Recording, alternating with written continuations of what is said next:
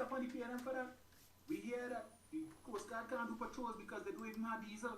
And the robots used to Ocean Duck? Yeah, G-Man. Tell them to make no scene then. Oh, well. Tell them to make no scene then. Don't make no fucking no scene, right? Yeah, G-Man. Tell them to make no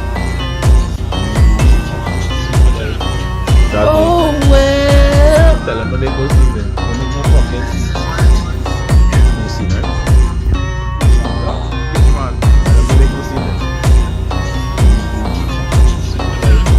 Oh, well. Tell them to make no scene. Don't make no fucking no scene.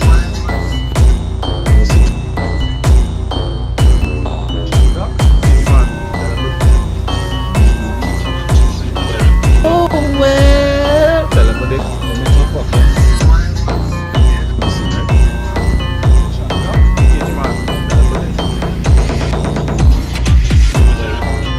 Oh, well. Tell them to make no scene. Oh, well. Tell them to make no scene then. Don't make no fucking no scene, right?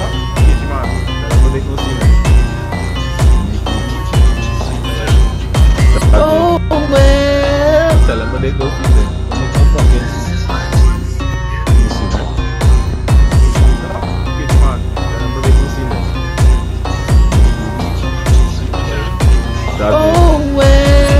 Tell them to make no scene then. Don't fucking no scene, right? Tell them to make no scene then. Oh, well. Tell them to make no scene then. Don't make no fucking no scene, right? Tell them to make no scene then.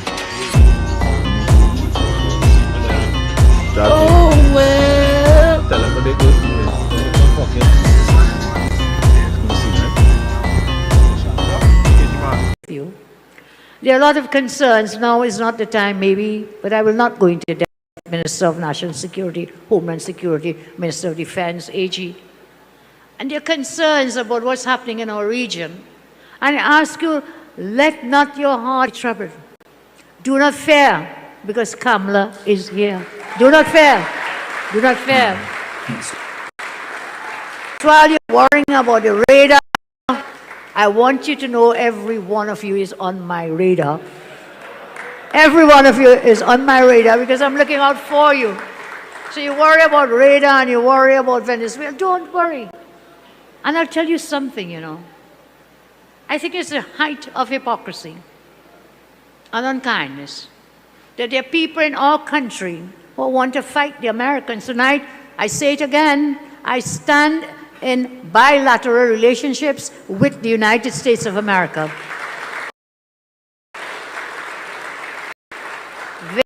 They are amongst these trading partners, one. They are our largest partner in terms of millions of dollars trade between us. With Venezuela, we have 0.000 trade. With the United States, Minister of Trade, are you here? Kennedy, you may know. Millions of dollars in trade. And you know something else? I don't think people know this. Over 350,000 trillions hold U.S. Over 350,000 Trinidadians hold what? A U.S. visa. Why? Because people like to go and visit the United States. How many of you going to other parts of the world? I won't name where. Over 350,000, you know what? Check down out. Over 350,000 Trinidadians. And use this visa not to travel once, use it multiple times. Several times some people travel. So why are you bad-mouthing the people? You go in people country, but you want to bad-mouth them. Isn't that hypocrisy from some? And careful, you don't end up like Antigua and Barbuda, Dominica, who bad-mouthed in the U.S., and guess what happened? All their visas restricted now. They've cut their visas. Which Trini wants to cut their visas? So behave yourself. Understand where our help comes from. understand who could protect and defend Trinidad and Tobago. Right now, there's only one country in the world can do it. They have the money, they have the equipment, they have the assets. And Trinidad and Tobago first. I thought I would share that with you, but it goes further. Over 250,000 Trinis live in the United States. You understand? 250,000 Trinis regularized across there live there. And Trinidad, apart from the 350,000 holding US visas, you have about 20,000 Trinis who are dual citizens, meaning US and Trinidad and Tobago. So what's the problem? So it's all well and good to take the people visa and go to Florida and shop and go wherever and shop. Huh? So just leave the people alone. Leave them alone. Because I don't want a single Trini or Tobagonian to lose their US visa. If it happens, it won't be because of me. We remain in with the United States of America. With that, and let's continue to prosper together. If any attack Trinidad and Tobago, who do you think will stand up to defend us? I know Phyllis once said, "You're not coming here, child. You're not coming here."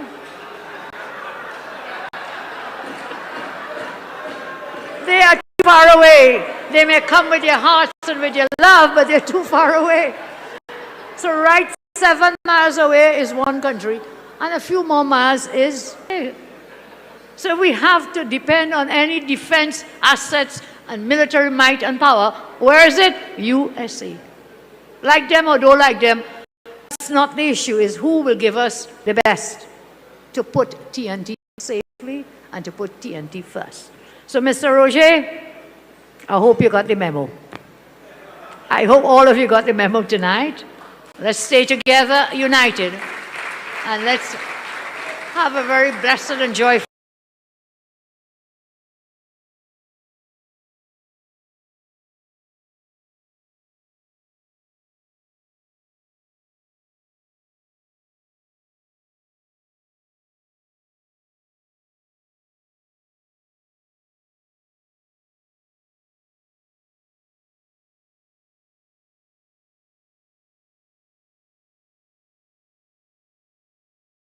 Right? Ocean Duck? Yeah, man. Tell them to make no scene then. Oh, well. Tell them to make no scene then. Don't make no fucking. No scene, right? Yeah, man. Tell them to make no scene then. Oh, well. Tell them to make no scene then. Don't make no fucking. No scene, right?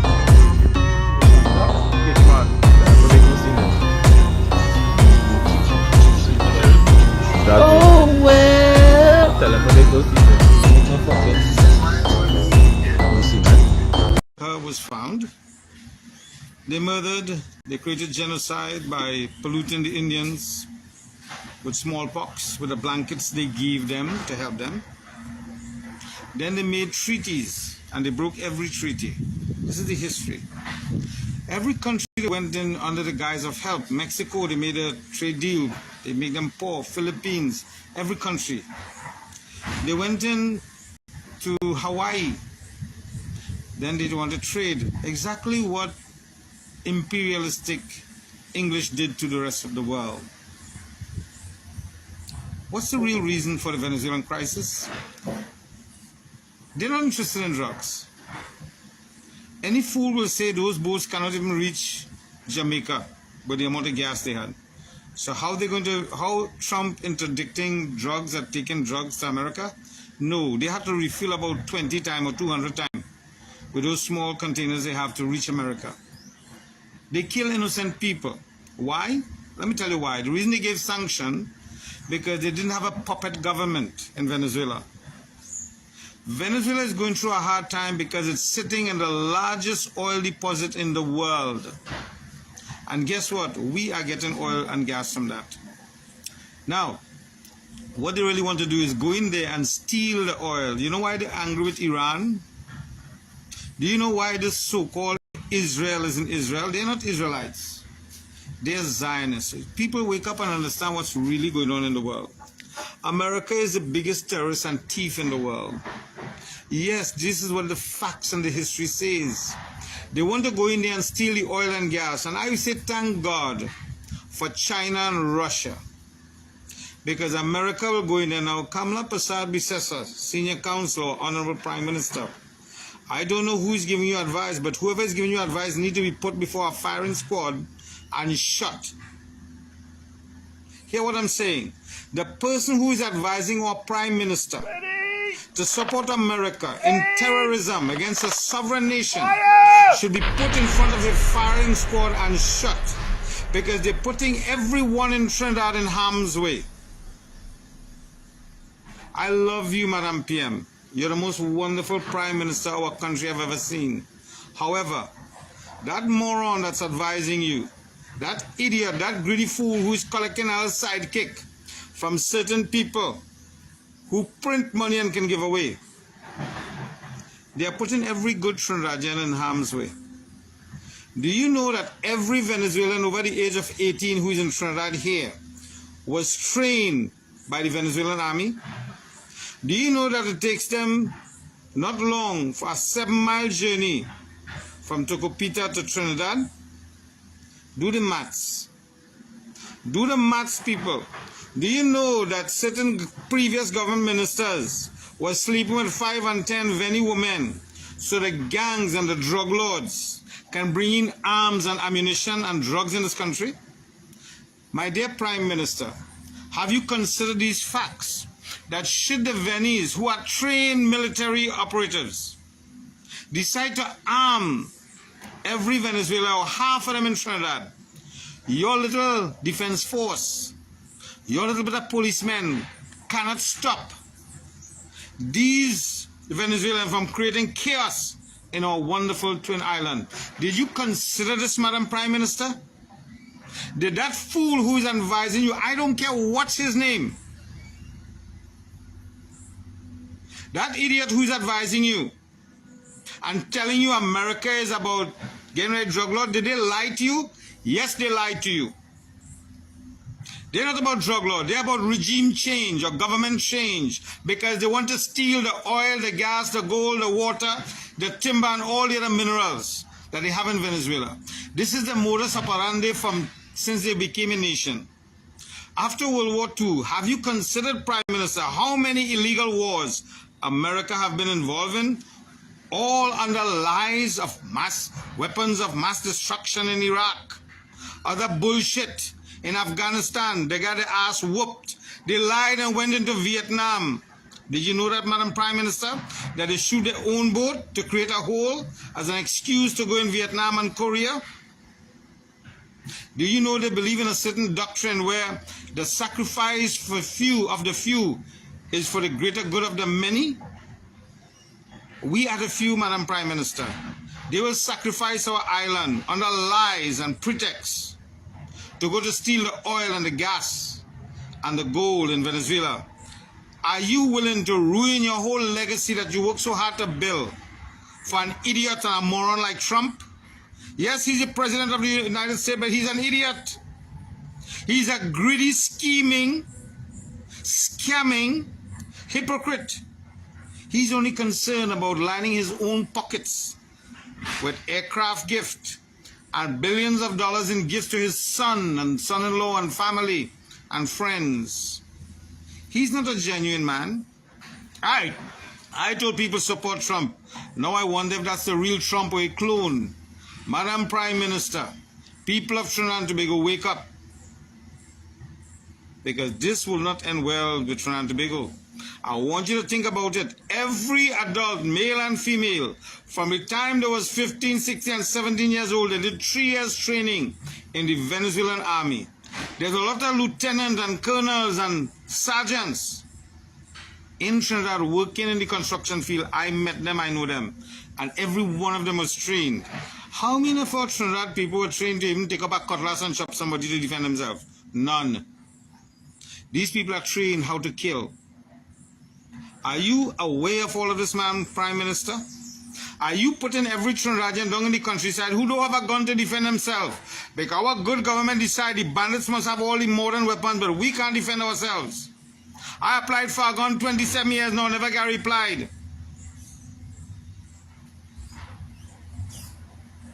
But we want to go up.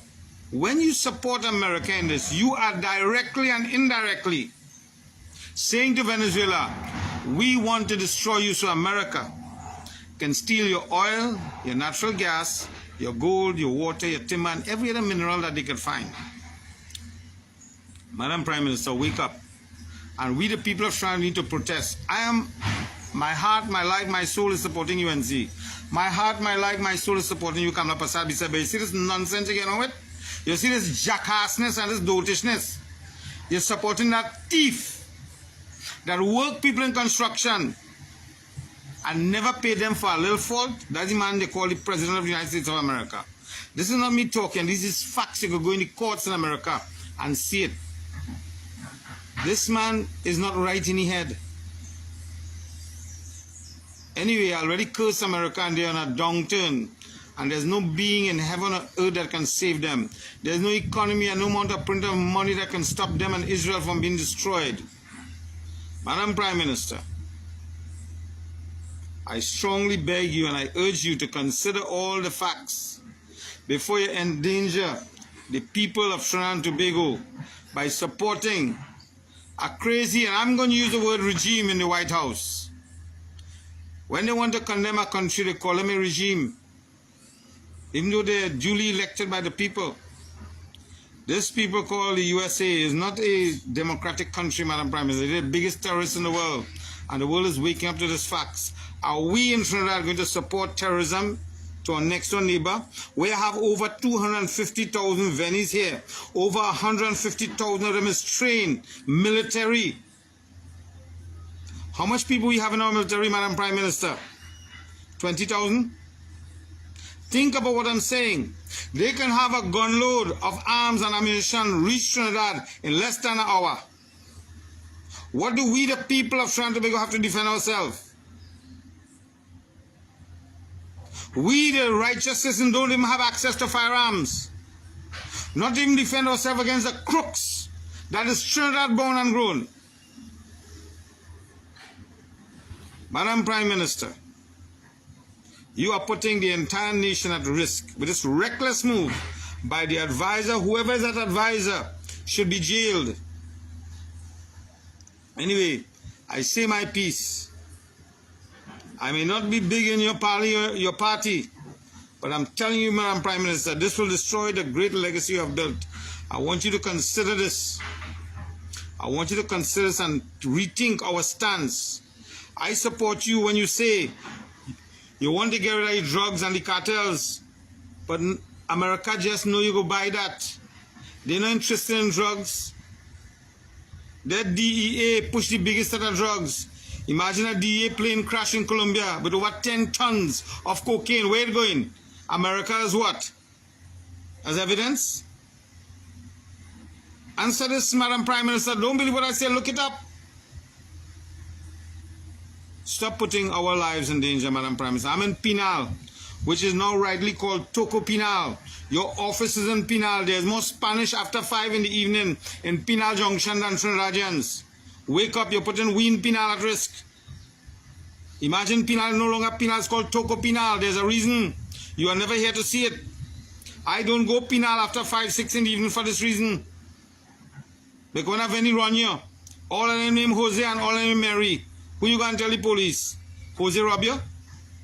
Who is Jose? Which one? There's over 10,000 police no name Jose. Which one them rob you? Madam Prime Minister, consider the safety of our people, please. Reconsider this. I am disgusted when I see CIA agents, American warplanes, terrorism plane landing in our airports. I'm disgusted to the bone. Anyway, people, I'll wake up. Advise your MP, this is not a good move. We don't have the skills, physical training to combat these Venis that are soldiers from the Venezuelan army. You think when Venezuela get attacked and their family get killed, they're going to smile and say, well, we're sorry? No, they're going to take it out on the neighbors. They're going to take it out on you and me, people. Wake up and talk to your MP. Talk to you later. Have a nice day. So a lot of people went and voted for the UNC because of this whole Axie tax notion that you all were campaigning on. And now 7 months in office, after winning the election, all I'm seeing is tax, and more tax. What happened to Axie tax? What happened to no new taxes will be implemented? Because that's what you all campaigned on, didn't you? Well, I'll tell you this. A lot of UNC supporters, they're disgruntled. They're not happy with the direction that this UNC government is taking presently. They're not happy at all. Bet your bottom dollar they're not. So, what exactly are you all doing? Hell, you all even doubling down on traffic fines. You all double up every single thing. I voted UNC because you all said that you were going to done away with the demerit point system. You all said that no more taxes, Axie tax. But that's not what I'm saying. These new fines that you all have is even worse than the demerit point system is. And a lot of UNC people, a lot of people who voted for the UNC, they're now asking to get their vote back because they didn't vote for that. I didn't vote for that. All I'm seeing is tax. So, you guys sure that you all were talking about Axie tax or tax the tax? Because you're all even taxing the tax right now. That's how ridiculous it is. And don't give me this bullshit about PNM and PNM this and PNM that. We voted this UNC government to make our lives better. To do things that the PNM didn't do to seek the interests of the people and make living conditions a little bit better. Not tax the life out of us like the PNM did. We got rid of the PNM for that exact reason. And I saw on one of those remove the UNC group that they say that UNC will never see office in Trinidad and Tobago ever again after this 5 years. That's a good possibility if you all keep on this track. Trust me on that one. So attempt number 2. As you all would have seen a little piece earlier. What is the present and future state of our country? I did a small video yesterday about Burger King. Have a list for $70 for a number 3 burger, $70 for a burger. But when they bill you $80. It's like, what kind of robbery is this? And then trying to give you bullshit excuse. I don't mind the $10. I give away hundreds of dollars to charity. But it's the matter of principle. So let me introduce myself. To those of you who don't know who I am. I'm Dr. Robbie Enterbany. I have a doctorate in theology and divinity. I'm the guy who introduced computers to Pinal back in 1992 in Kamla Prasad Bises's office. I am one of the founding members of the Pinal Debate Chamber of Commerce. I have gotten from society and I've given back to society. So, let me start with this now. Let me help you understand where we are and where we're going. And why I say Kamla doing crap.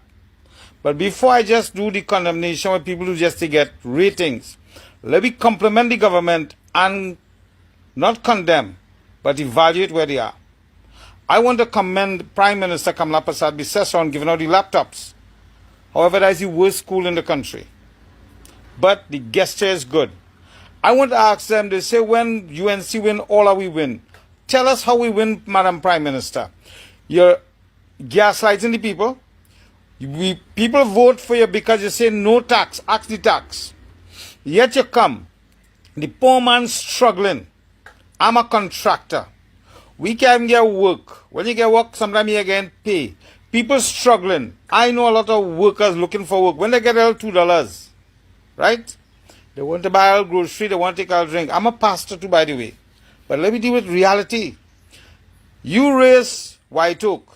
You raise punch and you raise all the alcohol. Tell me how when you win, they win. You say no property tax. But now you want to pretend that you care about the people. You make tickets $45,000. Let me tell you what that is. That's dictatorship. And that's robbery and gaslighting the population. That's utter bullshit. Call it what it is. I may never get a contract under you. You say when you win, all we win. I believe in you, I support you. But when people talking the truth against the party, here what happened with dotish UNC supporters. Oh, you're anti-UNC. No, I'm anti-bullshit. I'm anti-lies. I'm anti-robbery. Get it right, people.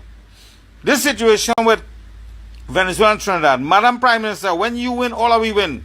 You are putting all our lives in danger. I'll tell you why again. You read the post Donald Trump said last night. He telling you exactly what I said. It's not about drugs. Nobody give a rat's ass about drugs in your country.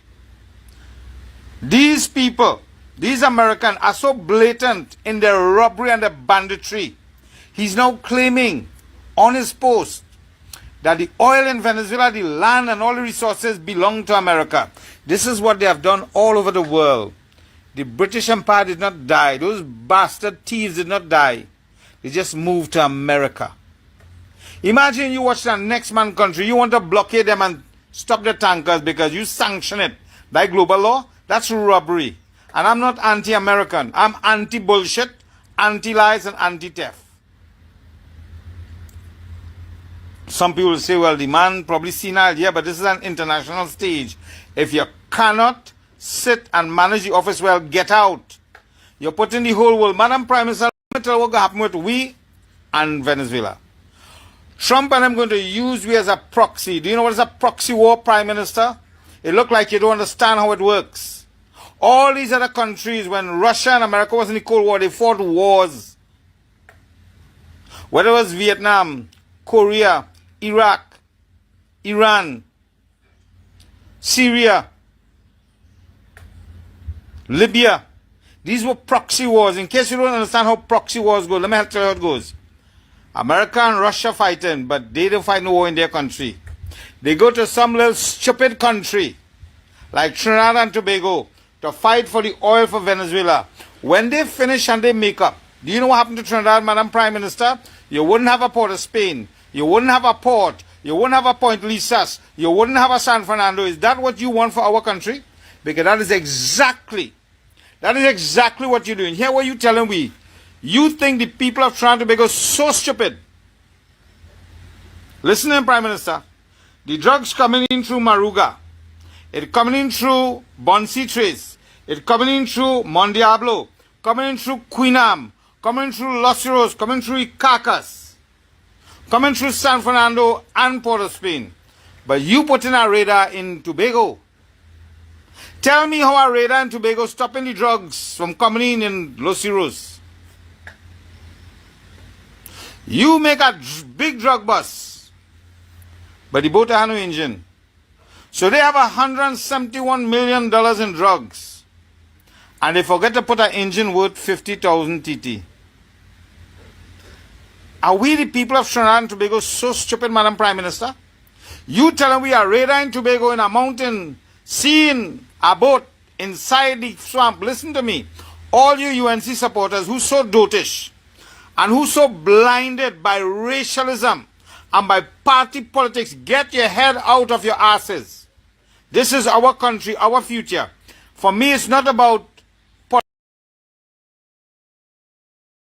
No scene, right? Ocean Duck? Sketchy man. Tell them to make no scene then.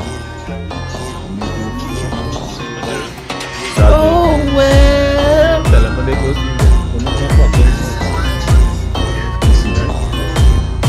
Duck? Sketchy man. Tell them to make no scene then. Oh well.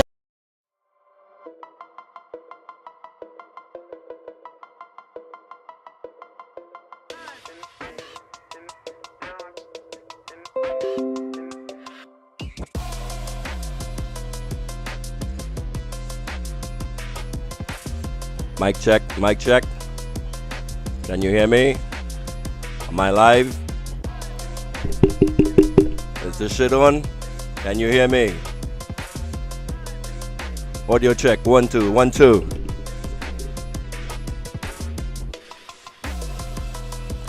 Assuming my audio is good, welcome to the Slimy Show, everyone. Broadcasting on the Workers' Right platform. Do give me a like and subscribe if you like the content that I'm about to bring to you tonight. Make sure to hit the bell notification so you get alerts to when I'm live. So all right, I'm on the warpath tonight. I'm pissed off. I'm in a bad mood. So I'm about to. We're gonna call this a deportation stream tonight because the shit I'm about to say will get me in some trouble. All right. Hit the like and subscribe. Share with your friends. We're about to get dirty tonight. We're about to get dirty tonight. So first off, on the chopping block tonight is my partner, my co-host, my amigo, Rennison Jeffrey. So Rennison put out a video last night. Alright. Now you guys know I'm partnered with the Workers' Right 868 platform. And as partners, it's my job to pull up my mate when I think he's doing a piss poor job or pushing a message that I disagree with or goes against the well-being of the masses, the workers, the 99%, me and you. And here on the Slimy Show and the Workers' Right platform, we support the 99%. We support the working agenda of the 99%, the working class. We're not here to play along with the fuckery that's going on with this government on the both sides, PNM and UNC.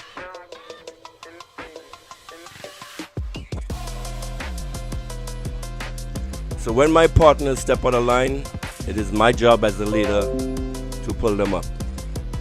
So Rennison, brother, you made this ball washing Lick Bamsey video to Penelope Beckles last night. So most of you who already subscribed to the Workers' Right platform saw this video. Let's see if I can switch screens now.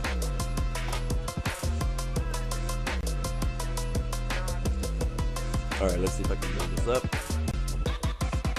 So Penelope Beckles, the leader of the opposition, the leader of the PNM, put out this video yesterday. The first thing that you notice when you look at the video is the comments are turned off. Let that sink in. A politician, the one you are praising for her brave demands for transparency, posts a video, and the very first act she does is to silence the people that she claims to represent. She blocks, bans, prevents the responses of the citizens before anything even happened. And you just glossed over that, Mr. Rennison. Like, oh, it's cool, nothing to see here. But what does that tell us? What information do we gain from a leader who posts a performance and then bolts the door behind her? It tells us everything her scripted words are trying to hide. It tells us her conversation is a monologue. Her accountability is a one-way street. Her transparency is a stained glass window. She wants you to see the light she chooses to let you see through, while your voice just echoes unheard on the outside. She demands answers from others while building a digital wall against answering you. She wants you to hear her questions, and heaven forbid she hears yours. That's not transparency, that's a press conference. That's not a revolution, that's public relations. Oh God, I don't even have to freaking transition up.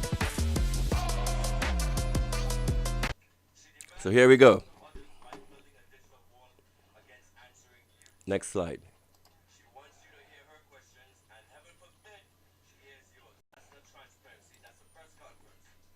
Hey, my name is Rennison Jeffrey. This is the Workers' Rights platform. So listen to this ball washing. We are broadcasting live on the Workers' Rights Network.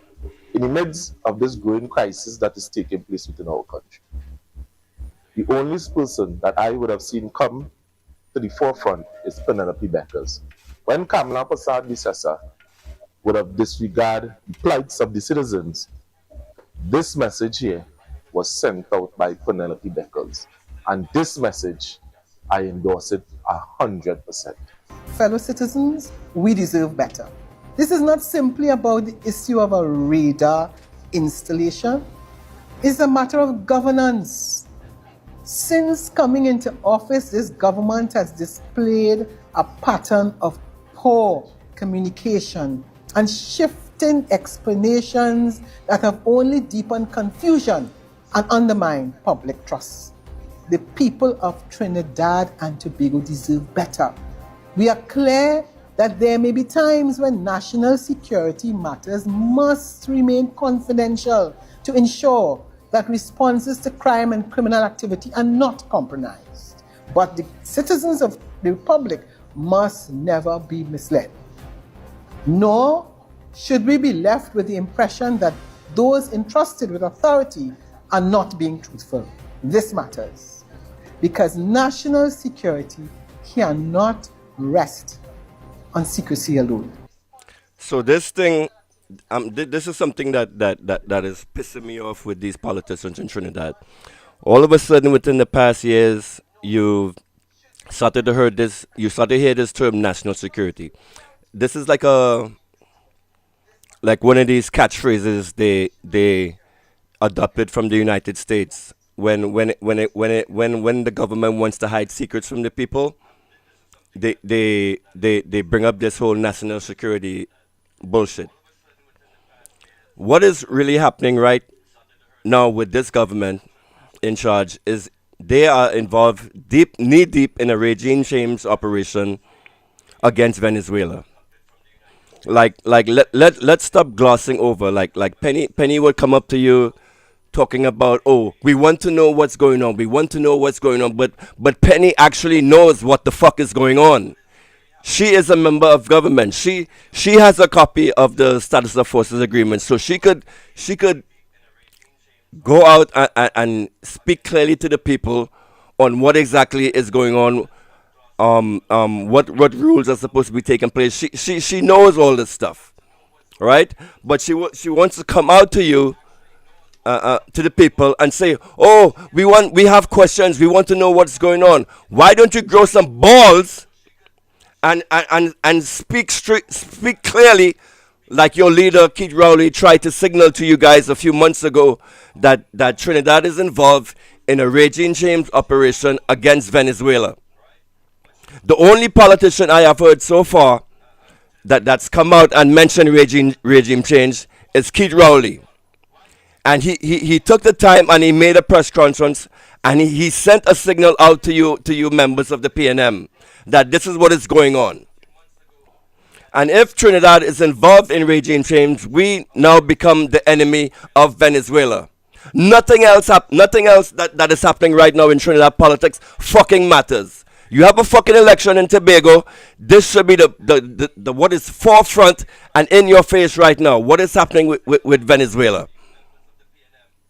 You see the government in front of your eyes looting the bank, thieving left, right, and center, selling assets, getting rid of stuff, like trying to bail out, and you guys are just sitting there on your benches, on your beds, watching me on your fucking TV and say, oh my God, that's so unfortunate that's happening. What are we going to do? What are we going to do? Penelope Beckles knows what the fuck is going on. And she's not speaking out. And Rennison Jeffrey, you come out and you co-sign this bullshit video that Penny made. It's just very upsetting to me. It shows like you lack testicular fortitude here by supporting this shit this woman is doing. Nor can it rest and survive on political mockery. Trust is essential. Trust is built when a government speaks plainly, honestly, and consistently. Penny is part of the government. People. A strong nation does not fear informing its citizens. A strong nation understands that people are partners in safeguarding sovereignty. As leaders, our duty is not only to protect this country, but to respect it. To ensure that never again do the people of Trinidad and Tobago have to piece together the truth after the fact. There are still serious questions that demand answers. Why do we Listen need to a this bullshit video from this woman in Tobago? Was the December 11th... What questions are there that left to be answered that this woman cannot provide the answers to? She cannot come out clearly to the people up to a few weeks ago, she was still with this drug boat bullshit, right? Going along with the narratives that the UNC government is pushing onto you people, messing with your heads, delaying time, like all of this stuff. This whole SOE that you guys have, you should understand by now that this SOE is to facilitate what is happening right now between the United States and Venezuela. The UNC government was told to keep the people silent, keep the people compliant, institute an SOE so they can't get out into the fucking streets and protest, because you guys are so weak, are so stupid that you don't see what is going on. You see freaking military aircraft going in and out of your country every fucking day. You have a military targeting radar. That radar that is in the Tobago airport is a military installation for military purposes to detect freaking missiles coming in and out of the zone. And one of the primary purposes of that radar is to guide missiles into Venezuela. That is what it is used for. When there's GPS jamming that is going on that Venezuela is currently doing, because I don't know if you guys may have felt this in Trinidad yet, like your GPS and sometimes your services would go out. That is because Venezuela is actually conducting GPS jamming so that any missiles that are coming will be disrupted. So one of the purposes of that radar installation in Tobago is to avoid the GPS jamming, so that signals from that radar, so any missiles that come in will be taking signals from that radar installation. That is what it is there for. It is not there to detect no fishing boats. And I can't believe you people are so stupid to believe that a radar installation in Tobago would pierce the northern range and detect a freaking $177 million of marijuana in the Caroni swamp. That was a staged operation. That was a plant that was done there for PR purposes to fuck with you guys' heads. And you guys are buying it.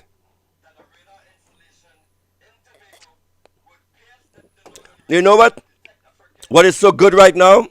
What you guys actually in Trinidad have a chance to actually give a lash to Kamala and what she's doing is this Tobago election that's coming up right now. You guys in Tobago have a chance to actually fucking lash back and say that you disagree with what is happening in this government right now, with this coming up in the election. I will dig into Farley a little later on, but right now we still focus on Rennison and this bullshit that he did with Penny here. Let's finish up this video. Drug bust, in fact, connected to this radar.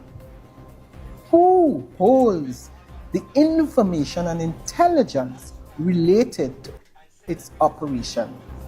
If the radar did not assist in that seizure, why were we told that it did? And ultimately, how does this radar truly serve the security interests of Trinidad and Tobago? The nation deserves clarity. The nation deserves honesty. And the nation deserves leadership that informs, not obscures. Hello? We demand Yes. answers.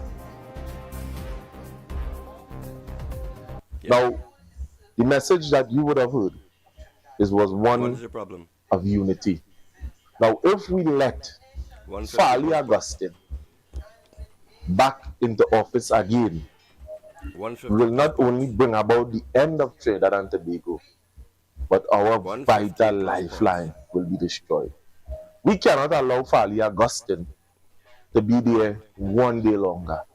But democracy have its process.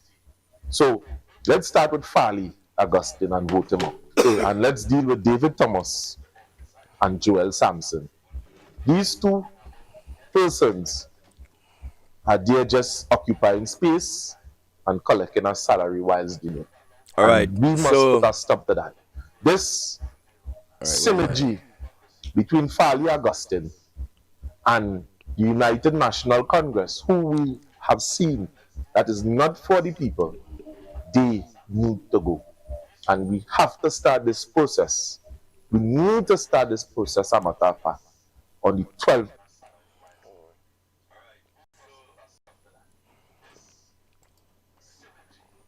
But more interestingly, while the Chief Secretary in Tobago is telling our fishermen, don't go further than 2 miles out in the ocean, Mic because check, mic check. something happening out there that's dangerous to you. While here in Trinidad, our fishermen in the South Coast are free to go into the water. While anybody in the Caribbean in a pleasure craft is a target, possible target that could be wiped out. All right. So Penny still out of her weak mouth can't come out to say that the Trinidad and Tobago government is involved in regime change operations against Venezuela, right? Keith Rowley made this video about a month ago. And what I should have signaled if I was a member of the PNM and wait, is Keith Rowley still the leader of the PNM? This right here, this video that Mr. Rowley made should have been taken by members of his government as marching orders from thenceforth. Once Keith Christopher Rowley mentioned the words regime change, as he was the first one in this video right here that I'm about to play, everybody in the PNM should have had fall in step with that. There should be no questions, no notice questions like what Penny just presented in that last video. Oh, we want to know what's going on. We want to know why the government is doing this. We want to know what is going on. Penny should be, I don't know if you guys understand what war, the consequences of war are. You guys are not on X. If you're on Facebook, you have no idea what the fuck is going on. When a country is used as a proxy against another in the war, there's no good things that come out of that. The United States cannot protect us. The United States cannot protect you from Venezuela.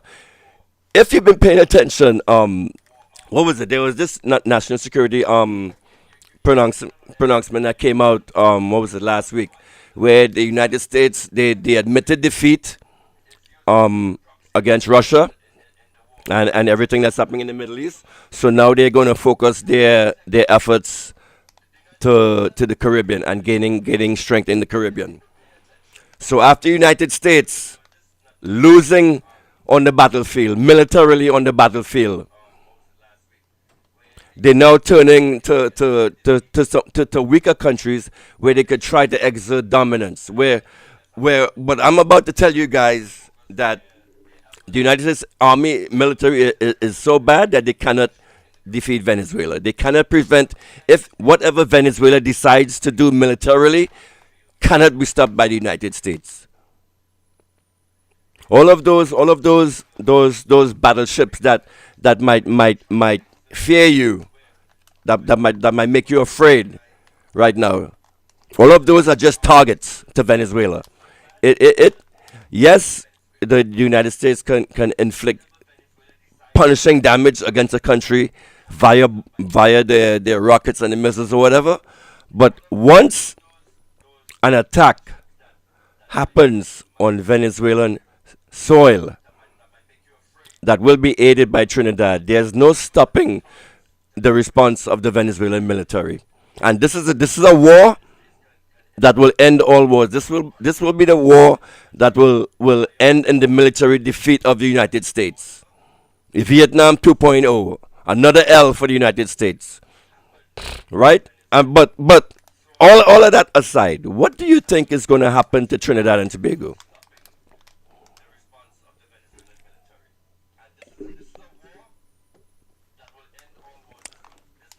Recently, in a clapback, Venezuela, Nicaragua, Mexico, Cuba, and a couple other countries, Nicaragua, actually closed off their airspace to United States military operations and United States civilian operations. The whole entire CARICOM should be following that move right now, where they're denying access to airspace to the United States. This is why CARICOM has to be broken up. Who is texting me right now? Anyway, I'm getting distracted. Let's finish up what I was talking about, Rowley. A minister of government in Trinidad and Tobago is able to say to the media that no citizen of Trinidad and Tobago has been involved in any of this matter. No fisherman of Trinidad and Tobago. How does he know that? How does this minister know that? We have got no names of anybody who've been killed out there by those who have killed them. Welcome, everyone. Welcome. The march to our government, because I have to tell you something. Yo, I real vex tonight. I real fucking vex tonight. I real vex tonight. I'm very upset. I'm very upset with what is happening, and it seems, you know, now that I'm looking at the scene on the kind of men that actually lead you people. I am to me, Keith Rowley is the most manly of men out there. And when it comes to the social media scene in Trinidad, you guys are severely fucking lacking in men that actually have fortitude, strength, and determination. Like when I look at Lyndon Mack, you know, let me not go there right now. I have a lot. I haven't been live in a while, and like I told you before, this is because I took that St. Vincent loss to heart. I was really upset by it. I actually felt like I don't know, like once you get behind a microphone and you have people listening to you, you get this kind of a superpower feeling. So I put out the alert out there to these dumb bastards in St. Vincent. I actually like lost sleep over it, you know, put emotional energy and thought and whatever into the presentations I made for St. Vincent, and they still went down and elect these motherfuckers anyway. You know what? So good, St. Vincent, good haul your ass. It good for you, and whatever you get, you deserve. Anyway, let's continue. I gotta focus on my message here. Prime Minister of Trinidad and Tobago needs to answer to the people of Trinidad and Tobago. And the question is this: what did you agree to do with the Americans with respect to this matter of regime change in Venezuela? Are you or were you aware that is the Americans' intention to attack Venezuela, to conduct military action in Venezuela? Because I've heard the president saying that he has cleared the CIA to act inside of Venezuela. Those of us who grew up in the 60s and the 70s and the 80s, we know what that means. Here in the Caribbean, we know the attempts by the CIA to do certain things in the Caribbean. We know it's all our history. But when the president says that, I want to ask the Prime Minister of Trinidad and Tobago, in the discussions that you've had with the American agencies, are you aware of what their intention is? And if you are you prepared to share that with the people of Trinidad and Tobago? Because 2 Fridays ago, something was happening that threw this country into turmoil. Absolute panic in Trinidad and Tobago, because it was led to believe that an attack on Venezuela was imminent. The Prime Minister has nothing to say. She's in hiding under some rock somewhere or in a palace somewhere. But here it is. We are in turmoil over a potential military action, and the Prime Minister has nothing to say. The ministers, the less said, the better. And of course, every time we get something from the government, is a doubling down on this situation, cloaked in what the Americans say it's cloaked in. Initially, it was cloaked in fighting buying some new saris. But it's interesting. Those of us who have had the conversations with the leaders of the various countries, our government is having us believe. Yes, and you notice, listen to what Mr. Rowley. This is like a 2-month-old video, I think. When was this video made? When Keith Rowley actually made this presentation, I did it live. That's why you see me in the background here. I actually streamed this live and was commenting live as he was doing this. This is like 2 months ago, I think, right? And up until that moment, everybody in the fucking PNM was talking about drug boat, drug war, and all this shit. So the PNM was basically feeding off of the bullshit that they was getting from the UNC, parroting their message, still obfuscating the minds of the people. And when Mr. Rowley came out here with this presentation, it should have been a signal to the members of his party to change the way you talk, start speaking more firmly about this, because now you have the country involved in a regime change operation against Venezuela, and Venezuela is not going to take that too lightly. What was it, 2 days ago? The defense minister of Venezuela sent a message to Kamala, and he said, you know what will happen. You know what will happen if Venezuela is attacked. It doesn't matter where the fucking attack come from. It doesn't matter if the attack is launched from Trinidad and Tobago soil. It doesn't actually matter if a rocket is physically launched from Trinidad. The fact that we have a military targeting radar means that we are in the dance. We're in the jam in this fight against toppling the Maduro regime. So even if the actual physical rocket is not launched from our soil, we have the targeting radar that is actually guiding and telling the missile where to go. And if that was to happen, guess. I want you guys to guess in the chat. Tell me right now, what do you think will happen to this brand new airport? This airport that we gave a generation of blood for, that's still not fully open yet. Guess what you think is going to happen to that brand new airport. Anyone have any ideas? I'm looking at the chat right now. What's going to happen to this airport? This brand new airport that the Chinese built, by the way. So America didn't build that, so they don't care. They don't really care if it get built up. If it get blow up, they can have their BlackRock friends come and rebuild a new one first for billions of TTs on the dollar, right? So it only benefits them. Huh? So when you having your little dance and your party at the UNC, and let me finish up this video with Keith. I keep interrupting, sorry. That what is happening, because the Prime Minister has said it over and over, implying that those of us who don't agree are in fact supporting criminals. I want to make it very clear. A corn, man. We have absolutely no sympathy for anybody who chooses a life in the drug trade. None.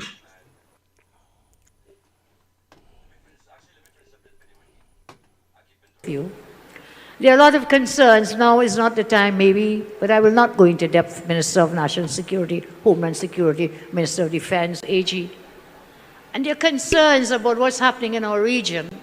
And I ask you, let not your hearts be troubled. Do not fear, because Kamala is here. Do not fear. Do not fear. And so while you're worrying about the radar, I want you to know every one of you is on my radar.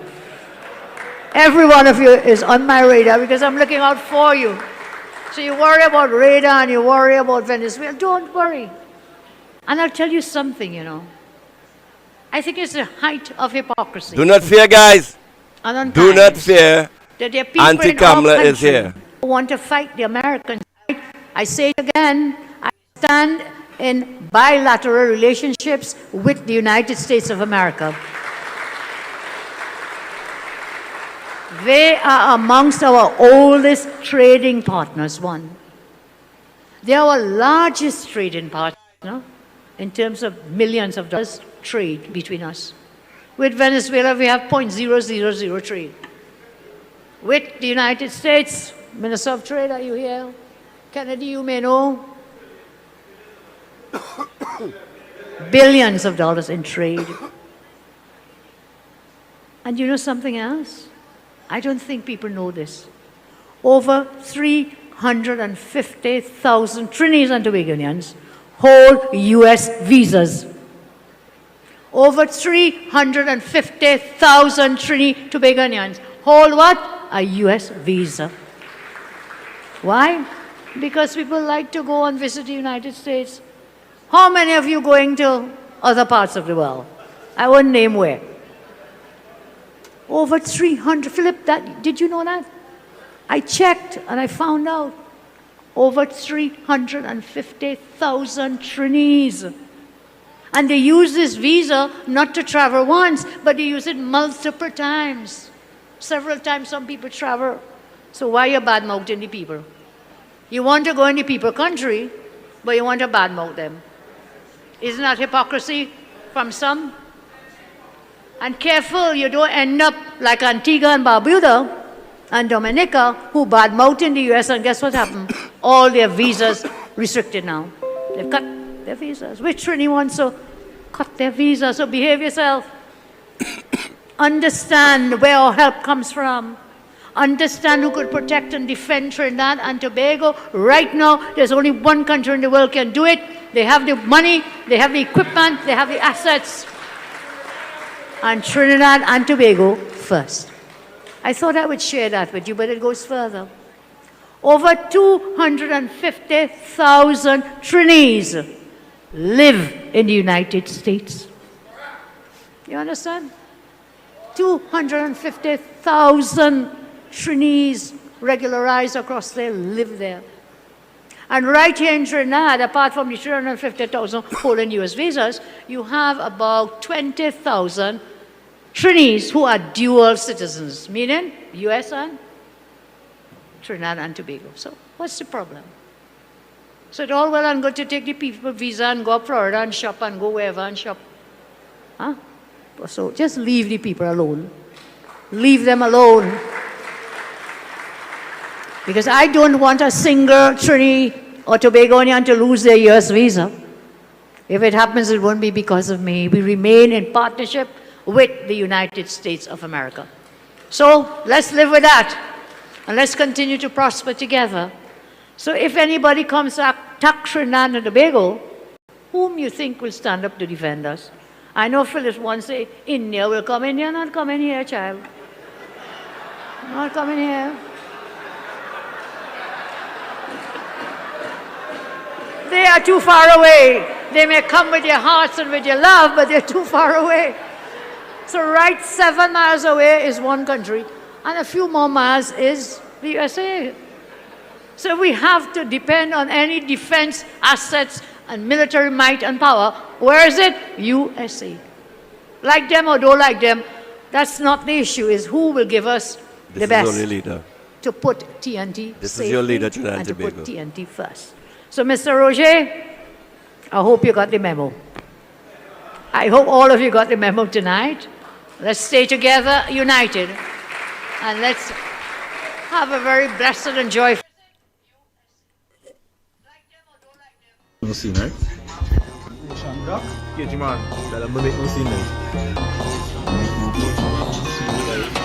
Oh, well. Tell them to make no scene, right? No scene, right? Duck, Cage Man, tell them to make no scene, right? Oh.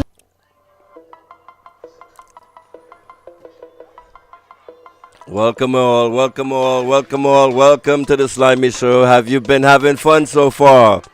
How you guys doing tonight? How you guys feeling? How am I making you feel? Am I making you feel like you want to go out in the street and make your voices heard? Huh? I want to give a message to Dominic Romaine. Dominic, my brother, I love you. But you need to beef it up a little bit, brother. How y'all feeling tonight? Like and subscribe, share, tell your friends about this. I would like to give a big up to Rennison Jeffrey. It's even though he didn't give me the graphics that I requested, for this program, because Rennison is actually the guy that we're partners, and we will have disagreements, and I think whenever we have a disagreement of this level, we should do it publicly. And so big up to Rennison for allowing me to actually shoot shots at him on his platform tonight. That there is it takes a lot of courage, it takes a lot of balls, and I will be looking forward to the response video that Rennison presents to this video here tonight. So good on him. All right, so but just on that note, people, in case me and Rennison do get away in the future, do go over to the Slimy Show and give me a like and follow and subscribe over there, because hey, who knows, maybe someone in the future might come up to Rennison on the side and hear, hey bro, here's $1 million, kick Slimy off your fucking platform, and who knows what would happen, right? So you guys go over to the Slimy Show on YouTube, the Slimy Show, give me a like and follow. We're right now broadcasting on 5 platforms.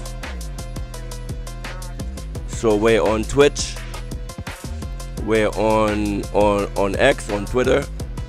We're currently banned from Facebook. We're broadcasting live also on the Workers' Right 868 website. I'm losing my voice, man.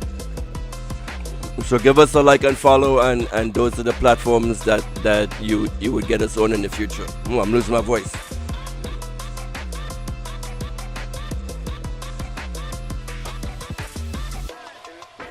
All right, let's see what's going on in the chat.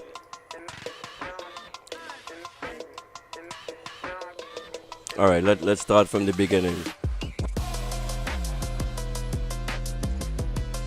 Reality all the way is your legend. If I was the government, I would make it border free between Venezuela and Trinidad. So both boom! All y'all in the chat, give Reality all the way is your legend a big up. This comment right here, I wish there was a way I could highlight comments.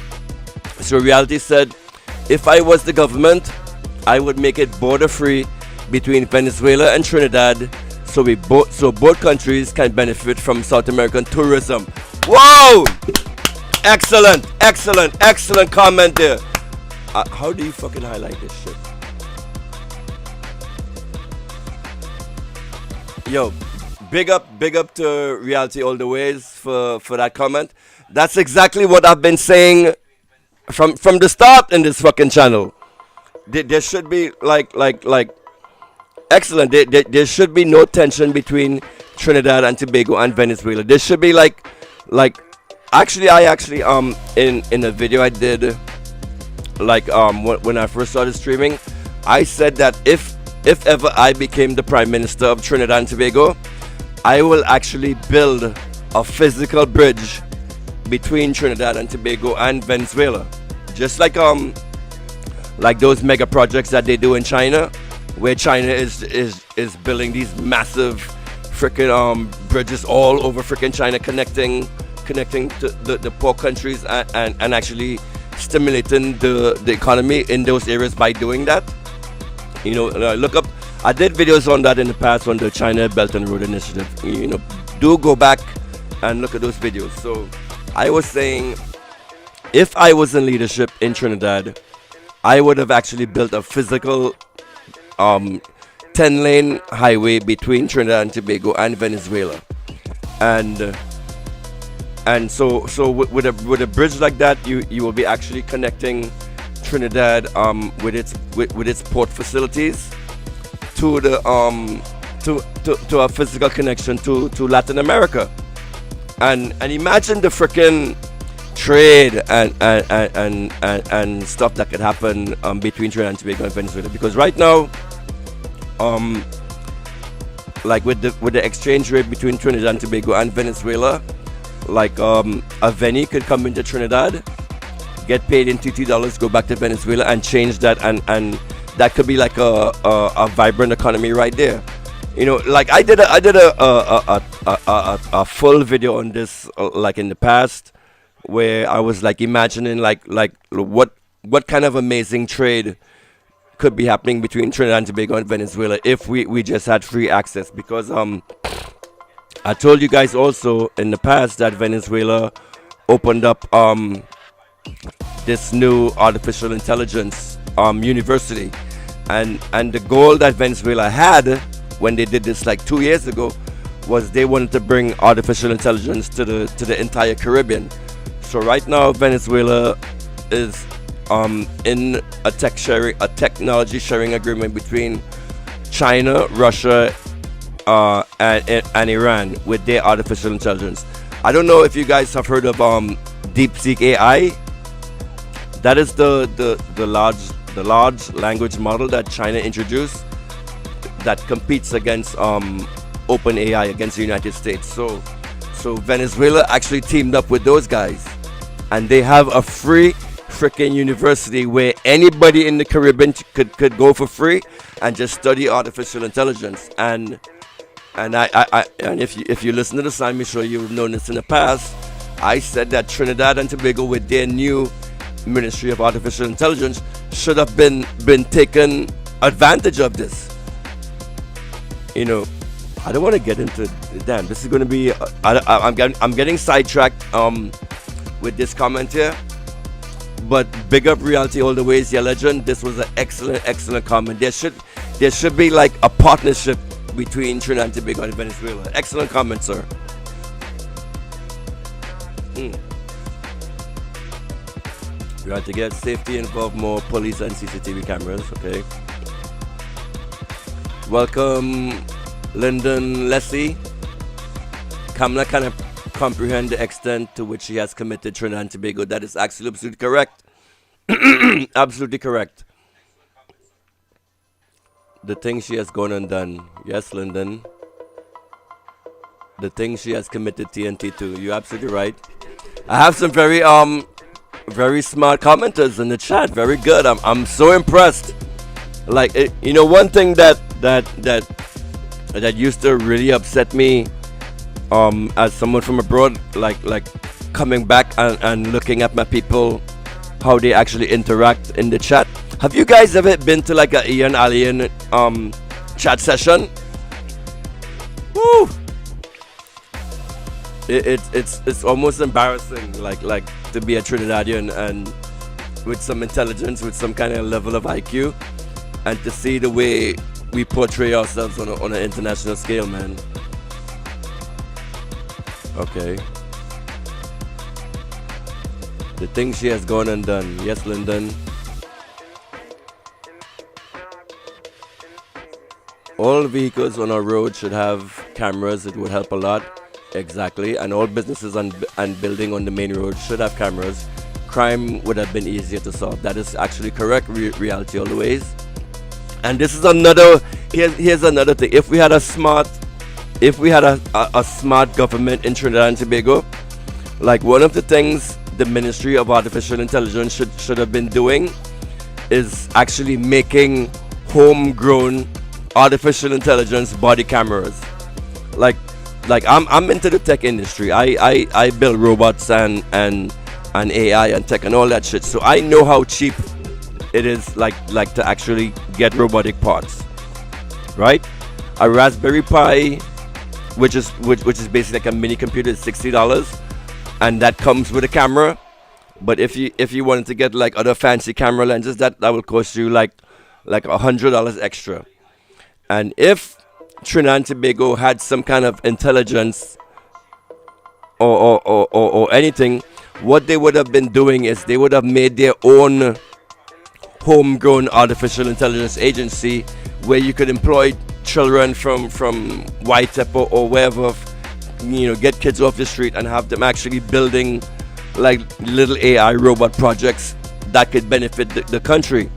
And those cameras that you actually mentioned, Reality all the ways, is something is an industry that we could have actually started in Trinidad with our intelligence, because we have a very intelligent population.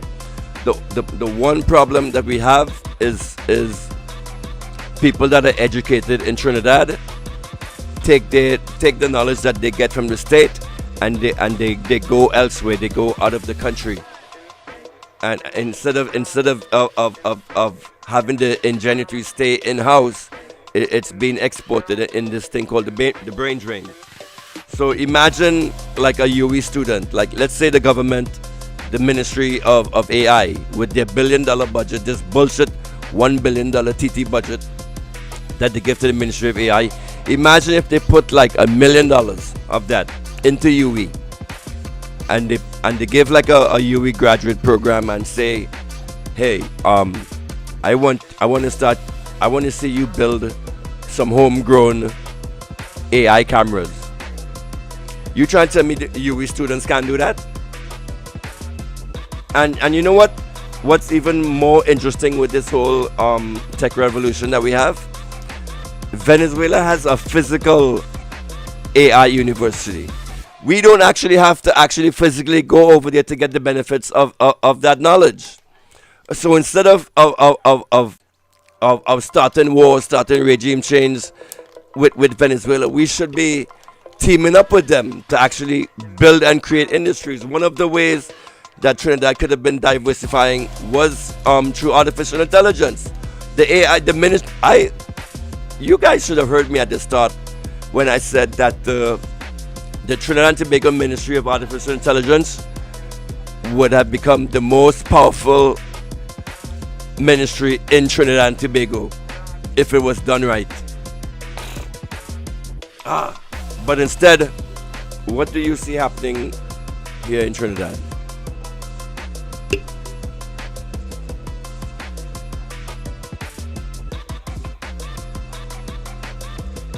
Tobago radar is aiding in the blockade of Venezuela. That is correct.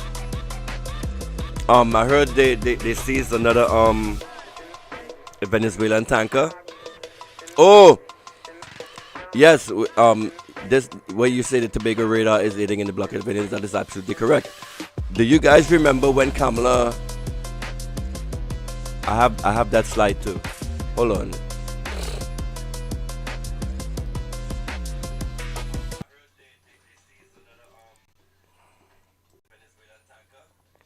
Here is disrespect. The Honorable Farley spoke about autonomy tonight. If you have that autonomy, would you have rejected the radar and the military place? As the Chief Secretary, I'll be right back. Yes, I would have. Chief, excuse me, why would you have rejected it? Because at the end of Big the up, day, big up on the comments in the chat. You guys are very smart. And I've always represented the views of Tobago. Yo, I am. You see, one thing I want to be the leader of is I want to have a program where I can actually stimulate you Trinis to actually think and use your brain and actually come up with intelligent comments like what I'm seeing in the chat today. You guys, I love you guys. This is what I want to be seeing in chats all over. Right now, actually, Tobago has a doesn't TPP have like a live right now going on where Farley is actually trying to get re-elected right now. I'm losing my voice. This chat is so beautiful. This is what I want to fucking see, y'all. Big up to the chat. Big up to everyone in the chat. Annie B, Ricardo Est, Sadika O'Brien. Yes, I remember you. Love you, Sadika. Sherlyn Henry, Ricardo West, Reality All the Ways. You're a fucking legend, my man. I'm loving the chat. I'm loving this chat. I'm loving this chat. This is, all of you intelligent motherfuckers in this chat. Do the thing. Hit the like button. Hit the share. I want to see more of you smart people in here like this, bro.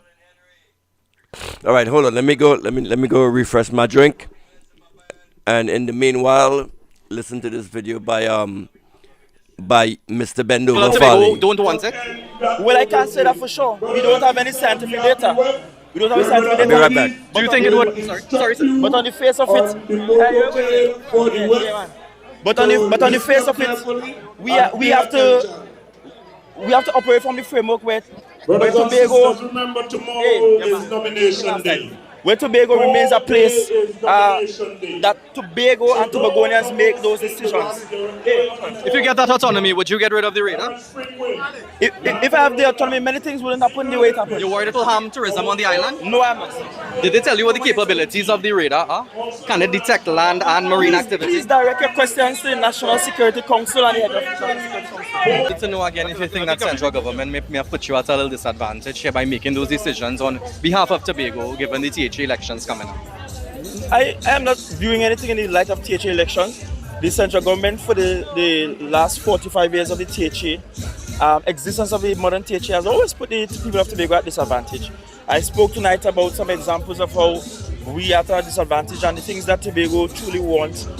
We don't get, they don't become priorities. Our priorities are almost always set at Port of Spain and we are forced to follow. That has always been the history of this thing. And I've said before, while I respect the Prime Minister's ability in law to make these decisions, and unfortunately I don't have a say in these decisions, I am saying that new legislation for autonomy for Tobago must include a Tobago House of Assembly that must be concurred with, for which there must be concurrence on all of these matters, including national security and international relations. I spoke about that 2 nights ago. I spoke about it in the past. I've said it in many varying ways, and I don't know how to say it again. And so this election has to be about a party who will actually push for legislation that will give us that. As a matter of fact, go and check the last THA bill, the 2 bills that were brought by the PNM, I think last year before the House. None of them would have given Tobago any rights or any say on any matter with national security or international relations. So the issue with the radar would still have happened. The issue with it happening without consultation or happening without Tobagonians having a say in it would still have occurred, because those bills were horrible bills. And I'm happy the PNM is finally seeing that which they were trying to get Tobagonians to accept as bills were really stupid bills and did not really give Tobago the autonomy that Tobago should get. How soon do you want that referendum in the new year? Well, I will want this by at least the middle of the new calendar year, because I think we have been going at this for the longest while. One party have some opinion, the next one have some opinion, some individuals have some opinion. We have had different versions of bills. We had a Kamla bill, we had a Orville bill, we had a Rowley bill. We had several white papers and proposals. The key now is to really just ask people of Tobago what they want. Some very simple questions, especially on the controversial issues, about what sort of autonomy that we want, and have people just vote on it. And as I said tonight, we have that in our proposal. We are going to push for the government to change the laws, because currently our laws don't recognize referendum as a tool for measuring how people feel in this democracy.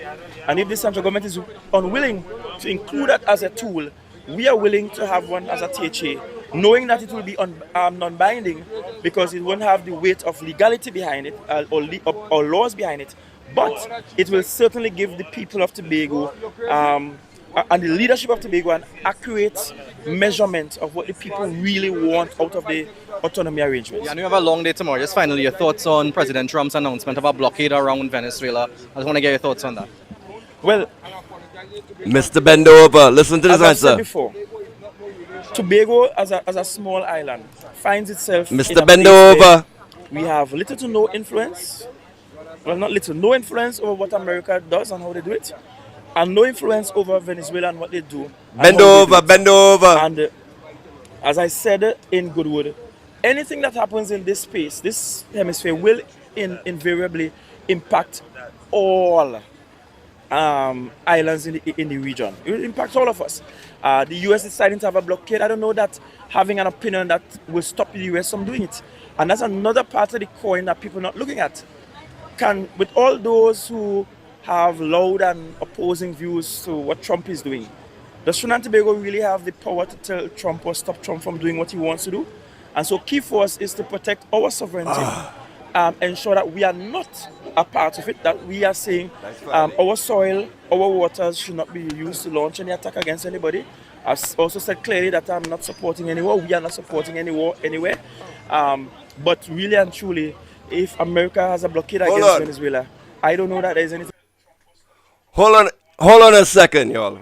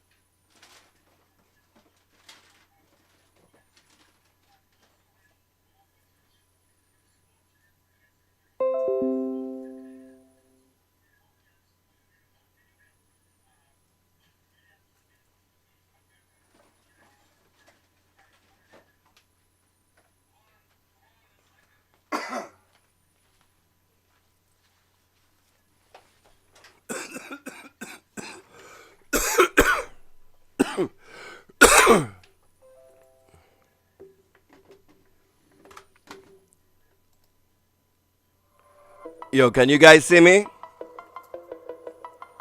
Yo, whenever you see Farley before a camera, I want you guys to imagine this before you.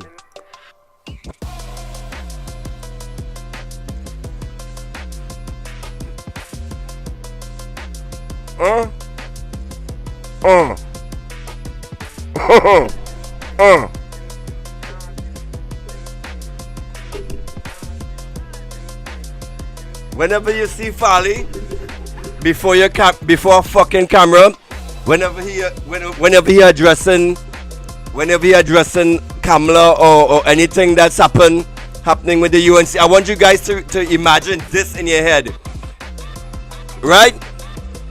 Listen to me carefully. Are you seeing this Trinidad and Tobago? When you see Farley talking, wouldn't have anything to do with Kamala Pasabisa. So imagine this is either in his mouth or in his bottom. This right here.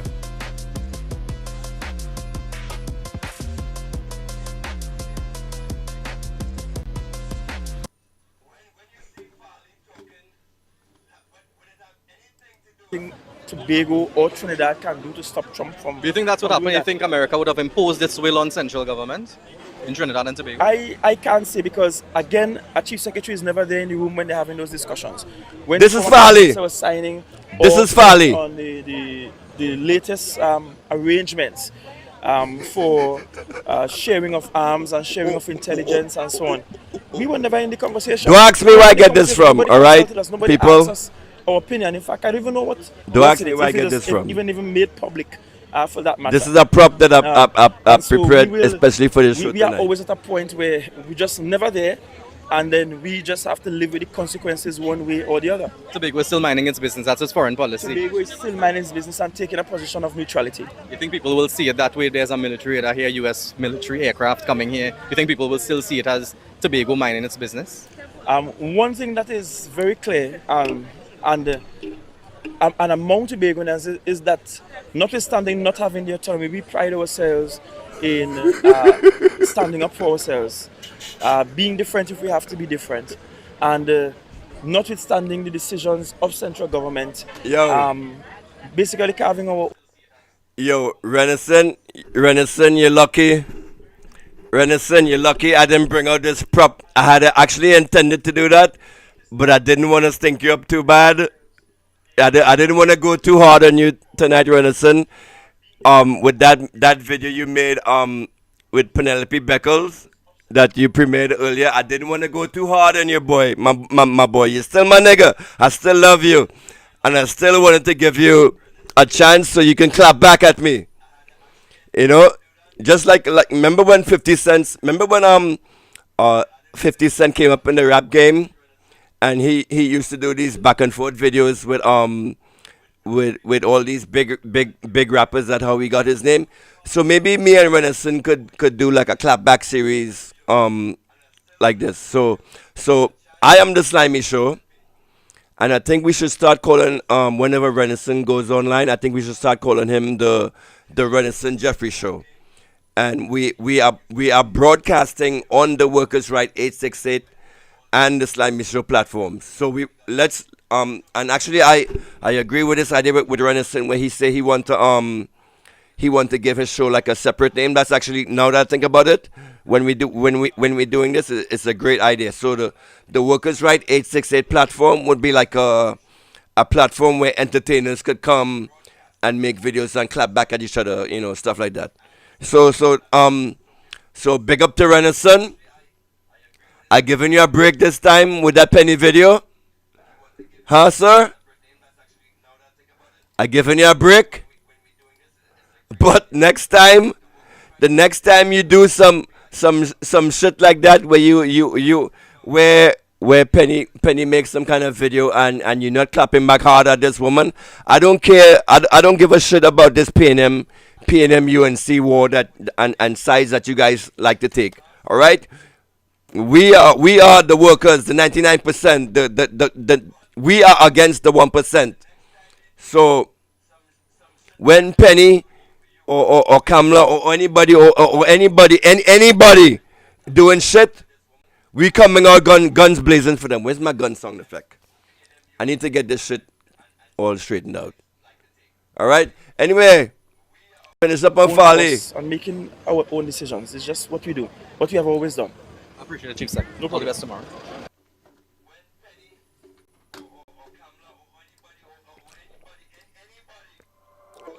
All right. So there's this video I want you. Hold on, let me set this slide up for you. So Ansel Dennis gave a clap back to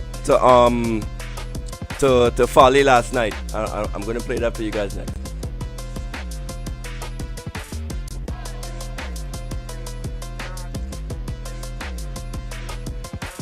Boom, here it is. Prime Minister was asked,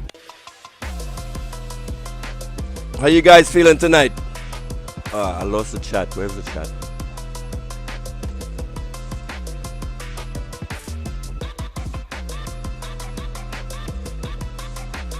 Yo, I hope y'all didn't screenshot that shit. Yo, that me sucking dick was actually a portrayal of Farley. It is not actually Slimy sucking dick. Slimy does not suck dick. Slimy is a real...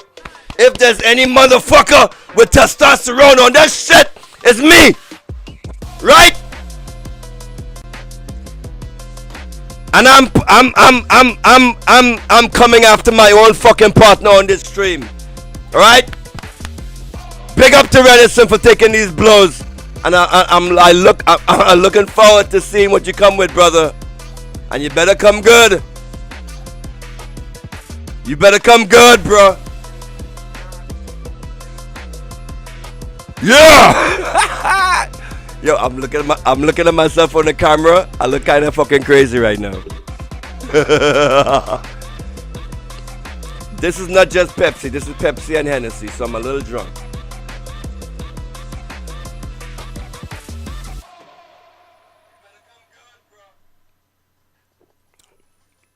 I wanted to dig into Lyndon Mack tonight. Whenever I see... Woo! Hold on.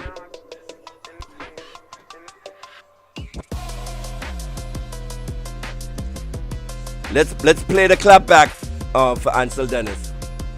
about the Chief Secretary saying that if he had... His minister was asked about the Chief Secretary saying that if he had his way, and his position keeps changing. 1 minute he's supporting the reader. It's not a bad thing. It's not affecting our tourism. Now it's if he has his way, there will be no radar. Asked about the Chief Secretary saying that if he had his way, and his position keeps changing. 1 minute he's supporting the reader. It's not a bad thing. It's not affecting our tourism. Now it's if he has his way, there will be no radar and no use of our airport will be allowed. The Prime Minister's response was, well, he doesn't have his way, does he? Farley Augustine on Thursday evening said that if he had his way, he would not put the radar in Tobago, nor allow U.S. aircraft to Tobago's airport. So how do you feel about that statement? Well, Farley doesn't have his way, does he? Oh! Oh, Farley! That God, Farley! I have never seen a you greater little example bitch! of disrespect to the people of Tobago than that. Let's play that over. Let's play that shit over. Which if he has supporting the reader, it's not a bad thing. It's not affecting our tourism. Now it's if he has his way, there will be no radar and no use of our airport will be allowed. The Prime Minister's response was, well, he doesn't have his way, does he?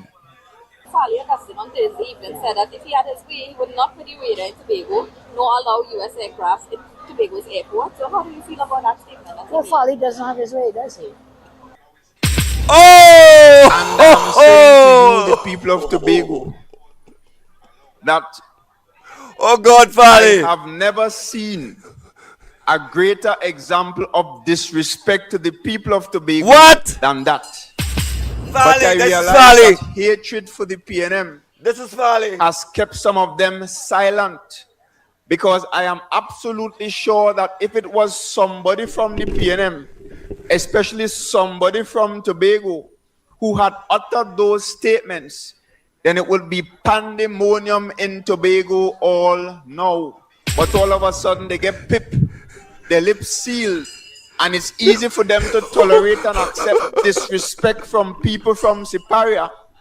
But their own people from Tobago who wants to love them up and develop Tobago. Ansel Dennis, big up to Ansel Dennis on this clapback. Marina and hotels was only big up to Ansel Dennis. Yo, mind your damn business. Tobago, don't come in Tobago. Don't Tobago, go in our curry. Yo, Tobago, if you're fucking listening to me, if you are against, and you know what's gonna happen? Ain't no tourists gonna come in Tobago. The only tourists you guys are gonna be seeing in Tobago is them U.S. soldiers right now that currently book up that soldier. You're only gonna see a bunch of U.S. Marines on Tobago and so.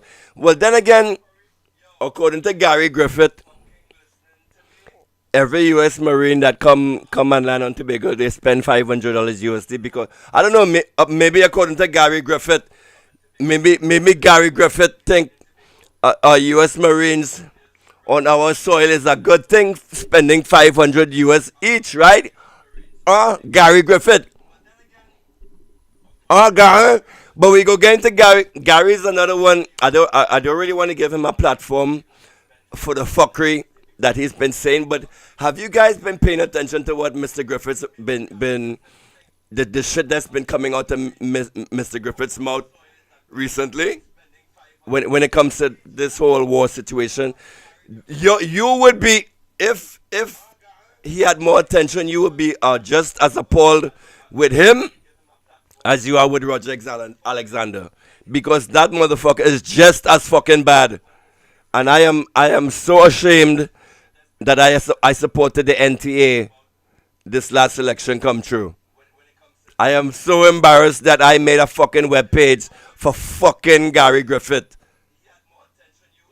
And this man is just as toxic, just as nasty, and just as dangerous as freaking Kamala, Roger, and the whole team put together. And it's like whenever these and this is something that's pissing me off with Tobago updates. That Tobago update website, they keep fucking putting a camera in Gary Griffith's face. The Tobago update channel keep putting a freaking camera in Gary Griffith's face. And if you hear the shit this man is be talking about, listen to Gary. It's almost like he's auditioning for a freaking job in national security in the UNC administration right now. It is just as disgusting as all the rhetoric as you're hearing coming out of the UNC. But I don't want to put too much light on Gary. Just let him fade away into the darkness. Like everything, when everything is a hammer. When you hammer, everything is a fucking nail that you want to smash down. That is fucking Gary. Everything to Gary is he want to blow up on national security and national security. And that's another thing. When you hear these politicians talking about national security, Podong Trinidad and Tobago talking about national security. Let's talk about national security. What is national security? That's a catchphrase that they've adopted from this evil genocidal politicians in the United States. When it comes to protecting the secrets of the United States and the actual internal machinery of how our country runs, like the Epstein list people, the evil, and you know Trinidad have an Epstein list too, right? But we go get into that in another video. So whenever you hear these people talking about national security and you hear a politician talking about national security, you think internal governments, internal secrets, stuff that in a democracy that we should know. If there should be no fucking secrets that the government holds against the people in a democracy. Even in a country like China, that they say that these Western democracies want to claim is so restrictive. In freaking China, they don't have this bullshit and fuckery that we see happening here in Western governments. If a freaking Chinese businessman is caught in corruption, that is his life. His life is over. We don't see justice like that happening in Western countries. So whenever you see these people coming with words, with catchphrases with you like national security to make themselves seem all important, think something nasty, think dirty. And now they come here with the Caribbean and throw around all these big important sounding words. Right? What has this UNC government done to make you feel secure as a nation? When you hear something like national security, you as a citizen will be thinking like, oh, it's something to make us as a nation, and nation meaning everyone within that nation secure. It's a security for all of us, right? But it's not. It's for them, and to protect the structures that they are building against us. All right. I got sidetracked. Let's start over with this video with Ansel Dennis. Chief Secretary saying that if he had... How you guys doing tonight? About the Chief Secretary saying that if he had his way, and his position keeps changing. Eh? 1 minute he's supporting the reader. It's not a bad thing. It's not affecting our tourism. Now it's if he has his way. You guys having fun? There will be no radar and no use of our airport will be allowed. The Prime Minister's response was, well, he doesn't have his way, does he? Farley Augustine on I hope Thursday nobody said that screenshot. he would not put the Oh my radar God, into what Tobago, kind of... no allow US aircraft Oh to shit. Tobago's airport. So how do you feel about that? Yo, what kind of mess did I get myself into with this dildo tonight, boy? If Rennison is smart,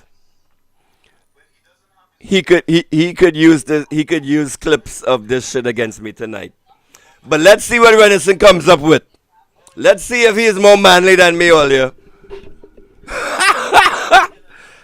Now that I'm thinking back at this shit, I might have got myself in some trouble tonight. I hope you all don't make no memes about this, okay? Let me not put no ideas into this man's head. But let's see the clapback video that this motherfucker comes up with. Since I was all up in your ass tonight, Rennison Jeffries. His way. And his position keeps changing. Eh? 1 minute he's supporting the reader. It's not a bad thing. It's not Let me affecting go watch our this. I'll be right tourism. back. Now I got it's this if shit in he my has mouth. I his don't know way, where it's been. there will be no radar and no use of our airport will be allowed. The Prime Minister's response was, well, he doesn't have his way, does he? Farley Augustine on Thursday evening said that if he had his way, he would not put the radar in Tobago, nor allow US aircraft in Tobago's airport. So how do you feel about that statement? Well, Farley doesn't have his way, does he? And I'm saying to you, the people of Tobago, that I have never seen a greater example of disrespect to the people of Tobago than that. But I realize that hatred for the PNM has kept some of them silent, because I am absolutely sure that if it was somebody from the PNM, especially somebody from Tobago, who had uttered those statements, then it would be pandemonium in Tobago all now. But all of a sudden they get pipped, their lips sealed, and it's easy for them to tolerate and accept disrespect from people from Siparia. But their own people from Tobago who wants to love them up and develop Tobago and give Tobago an opportunity to grow with airport and marina and hotels was only disrespect after disrespect. Mind your damn business. Don't come in Tobago. Don't go in our curry. But all of a sudden, the lady from Siparia could disrespect the chief secretary, disrespect the people of Tobago, put a radar there, and we have to take it. Because that's what she's saying. We don't have a say. We have to take it. I am the Prime Minister of Trinidad and Tobago, and I could put a radar in all your backyard, whether all you like it or not. And I'm saying to you, the people of Tobago, that under the next PNM THA, we are not going to take it. And therefore, I'm saying to you, join us, vote for us, put us back in the THA, where we have a bold new vision and where we will say to Kamla Persad-Bissessar and the UNC and her friends from other countries to take your radar and go from here. And only when you do that and we return safety and peace to this island of Tobago, so that our cruise ships wouldn't cancel and our hotel guests wouldn't cancel, only then can we say great is the PNM. Great is our God, great is the island of Tobago, and we have prevailed. All right. Let me make this clear with all you. I'm only supporting the PNM because they are against the UNC and hopefully if there's some kind of drastic shift that happens over in Tobago, it could kind of slow down the momentum of what is happening when it comes to war, regime change, and the destruction of both of our countries. So the only reason I'm on the PNM side in this battle is because they are against the UNC, and Ansel Dennis is actually saying the words that I want to fucking hear as a citizen. I want to hear war, I want to hear radar, I want to hear this, that, and the other. I don't want to hear no shit about drug boats and how radar helping us and how the radar is so great. It's piercing the northern range and it's finding boats without engines in the Caroni swamp, right? A radar that's supposed to detect metal objects somehow pierce through the freaking northern range and find a wooden boat with no metal engine on the engine, but the radar find that, and the actual fucking security services, your people in leadership in your fucking country is telling you this shit, and you are supposed to just sit back and take that. This you people of Trinidad and Tobago, all of you guys right now in Trinidad and Tobago, this is what you are taking from the UNC right now. When you think you're fucking winning, this is all you're getting from them. From every member of that UNC government, every single last one of them, even fucking Penelope Beckles, this is what you're getting. This.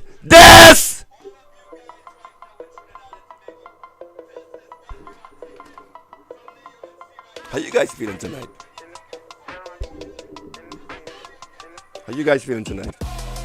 How's the chat feeling tonight?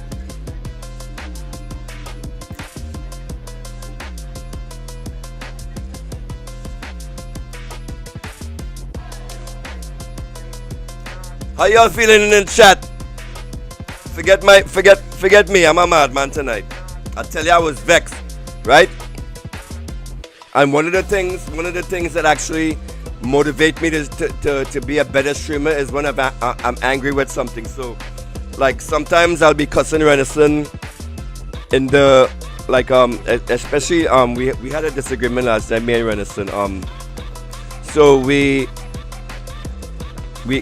came up with this idea that we would form this union, right? That the workers' rights platform is actually a legitimate union in Trinidad, right? So we had this idea that we would like bring it back to life. So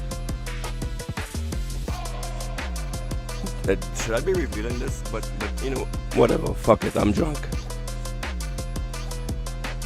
So in the chat we've been trying to set up like a team, like a leadership team where we can like get together and chat and form and whatever, like leadership stuff, right? So one of them came to me with this idea, and they say, hey Slimy, what do you, we starting up this union, what do you want to be, what we want you to be part of it, what is your role, what role do you want to see yourself in this organization? Straight off the bat I say, make me the chief CTO, the chief technological officer. Anything to do with tech, whatever, that'll be my job, right? So I'm the CTO, Rennison is the boss, Fearless is another boss, and we trying to get this shit off the ground, right? So we created a WhatsApp chat group for the leadership. They've been trying to, and one thing about me is when I have this like military background with me, like if you getting me involved in a project, you guys got to be on point with your shit. I don't like to see disorganization. I don't like to see disunity. I don't like to see haphazardness. And once I see that shit happening, I look for the exit. And like this is the same stuff that I experienced when I was working with Philip Alexander. You guys, I don't know if you guys remember that I had the I was the one that built the Philip Will Fix It website when I was a Philip, you know, back then. And I one of the things that when I was working with him, with Philip, I was like, give me a list of all of your team members. Give me a list, contact information, phone number, etc., profile of all of your team members. Let's get this stuff done with. It took me damn near 3 months and bouncing from person to person to person, from the one-arm lady. Actually, the one-arm lady was the actually last one I got referred to get this so-called party list, because I was building the website. I was making like profile pages for all of the candidates, and in that 3-month endeavor, not one fucking, I didn't get not the profile information for one member. I had to actually go around, do this shit myself. Like I would listen to the videos Philip would make, and I would actually listen to the candidates speak, and like if they gave contact information for themselves, that is what I would use to actually build a contact list for fucking Philip Alexander. So it was nothing but disorganization and not knowing what the fuck he's doing, and it got to the point like you guys know how I am with free speech. So since I'm based abroad, I like one of the things I enjoy doing is I would get like I'm really into global politics, and I'm very knowledgeable about global politics.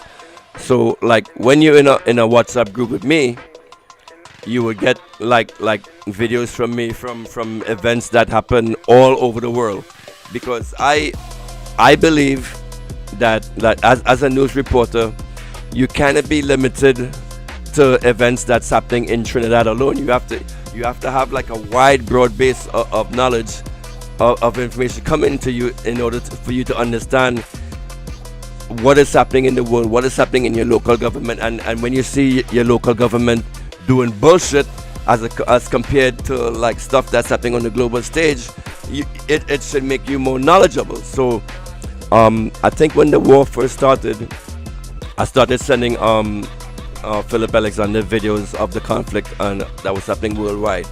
And Philip was like, hey, this is great, you know, keep sending me stuff like this. So once he said that, I got like into my head that I could actually train this future politician of Trinidad and Tobago onto events that were actually happening on the global stage. Because if he's going to get into leadership into Trinidad, he has to know what's happening in Ukraine. He has to know what's happening in America. He has to know what's happening globally. So I took it upon myself to like start feeding Philip all of this information about the United States. One thing about me is when you get information from me, it will be more of an anti-USA stance. Like I'm a communist, I'm a socialist communist, I'm a full communist, but since you guys are scared of that word communism, I apply socialism to me, right? But I'm a communist. So I was trying to influence and to teach Philip Alexander into like a better economic system, a better way to treat people or whatever. And one thing that really turned me off at Philip, because he used to do these live videos, right? And then he would have callers call in and ask him questions on a live. So I called in on one of his lives and asked him a question about capitalism. And the response to that question was, I am a capitalist to the bone. That right there was my first red flag against Philip. So I'm sending this motherfucker all this information, all this knowledge, and he still. So that was my first turn off with him.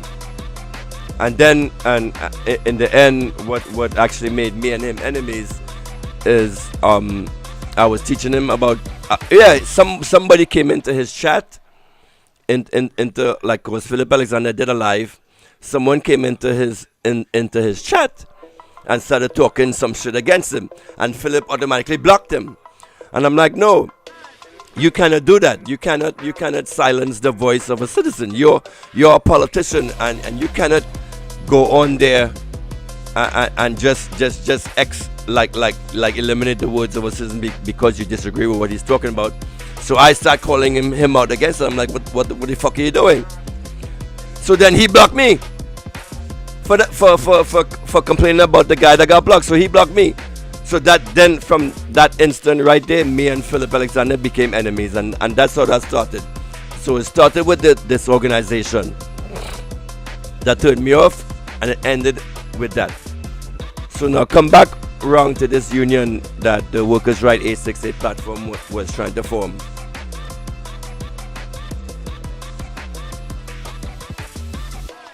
Nothing but this organization. So the first meeting that they were supposed to have, we were supposed to have a group live or something. I was the only one in the chat. Everybody, we have a membership of 10 people. I'm the only one in the freaking live at this specific time. So I get vexed, and I let go some cuss in the chat and say, you motherfuckers need to get your shit in order. You'll need to be organized. You can't be just having meetings on the fly. Set a date and time and format and structure and something, and get this shit up in order. Right? I left that message in the chat. So then the next meeting we had, it was supposed to be last week, sometime at 7 p.m. Right? It was sent out days in advance to all of the members in the chat, so everybody knew at that date and time we were supposed to have a meeting. Motherfucking Rennison, the leader of the fucking group, was not in the chat. Rennison was just speaking to Fearless and me like an hour prior, but all of a sudden Rennison fucking disappear when it come to us having the first actual official meeting of the Workers' Right Union chat group. He not there. So we had a meeting with like 6 people. Rennison not there. I actually had the flu at that point. I couldn't speak. I was in a bad mood. I couldn't breathe. I had asthma, and nothing being done in the chat. And the only thing being discussed is how we going to get membership fees from these people and da da da da da. Automatic turn off for me, right? So anyway, the meeting ended fine. And so I'm doing the thing that I usually do. Like whenever I come across topics that I feel that we should learn globally, when it comes to this global politics thing, I'm very serious about it. So I'm sending global videos and stories into the chat. I'm not exactly sure what the fuck was said in the chat, but somebody who was never seen before in the chat, who missed the first meeting, who missed the fucking second meeting, and the first contribution in the chat to them was, oh, I have opposition to the cursing that is happening in here. You people, please conduct yourselves with some respect. I do not want to see any foul language in this WhatsApp chat group. So I went off on this motherfucker. I went off. I Lego a whole to this person who just fucking appeared out of nowhere, wanted to run my fucking mouth, the policeman. And then again, when I actually read through the chat, there was nothing that I said that was derogatory or cursing up to that point. It was just me sharing news stories about Maduro, whatever. So the actual cuss words in the chat was then me cussing this motherfucker out, and I went off, and I'm like, and then I sent a message to Fearless, and Rennison, who is this motherfucker in the chat trying to police my fucking mouth? Get them the fuck out of this fucking chat. And I went off. Rennison Jeffrey, Mr. Big Balls, Mr. Leader, Mr. Big Man came in, and you know what this motherfucker did? He silenced me. I'm supposed to be a fucking admin in that chat group. First and foremost. All of a sudden, the chat group changed to only administrators could speak in the chat. And all of a sudden, the cusses I was like going behind this person, they got deleted. So I went the fuck off. And I'm like, you know what, you motherfuckers, this union is dead. I'm out. It's over. Done. Boom. I left the group. So that is where the fighting and the aggression for me actually came out with this whole shit with Rennison. And so Rennison, who was supposed to be a warrior, who's supposed to be a lion, who's supposed to be a man, who's supposed to be on my team, and if I'm in a fight with a motherfucker, it is your job as my partner, as my teammate, as my warrior, fellow warrior, the one who's supposed to have my fucking back. You're supposed to be fighting. If I'm firing shots at someone, it is your job to come behind me and fire shots at them too. Not to tell me to shut the fuck up, you little bitch. So the Workers' Right 868 Union is dead for now. So right now we're gonna focus on on promoting news and content to the people. I don't really care about so forming a union or doing none of that shit to whatever. We're not ready for that yet. So right, let's move on. All right, what's the next story that I wanted to highlight about?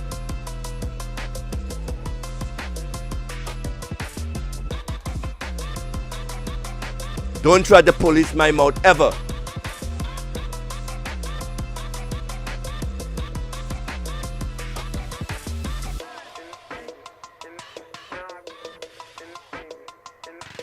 Oh, this is a good one.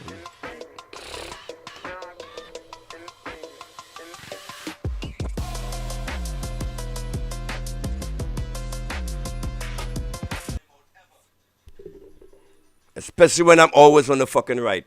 One thing about me, I am incorruptible. Money don't affect me in this fucking game. I am for what I stand for, what is right, for what is for the people. And this thing you Trinis have with this colonized mindset that you people have, where you are against swear words, where for somehow the Bible told you that it is wrong to fucking swear. Get that fucking colonized bullshit out your fucking heads, especially when you're interacting with me.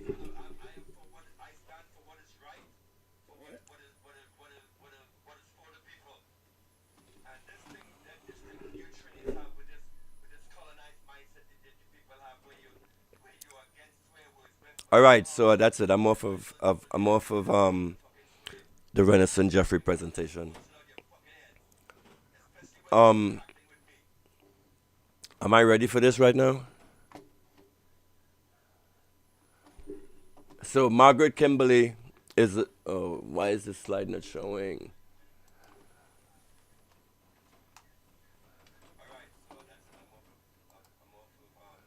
Can you see it better this way?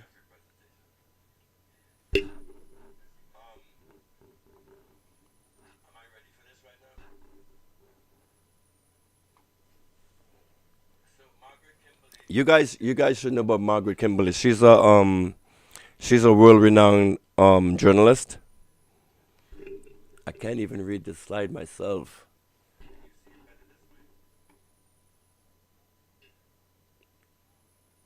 I gotta change this. All right, this is not working out. Hang on a second. Let me bring this to this screen here.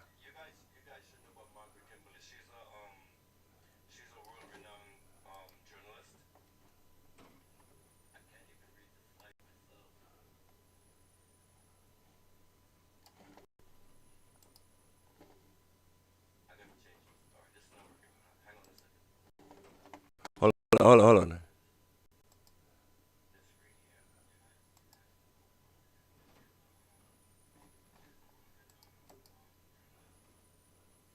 Ocean duck? KG man, that'll make no scene then. Oh well. Tell them to make no scene then. Don't make no fucking KG man, tell them to make no scene then. Oh well. Tell them to make no scene then. Don't make no fucking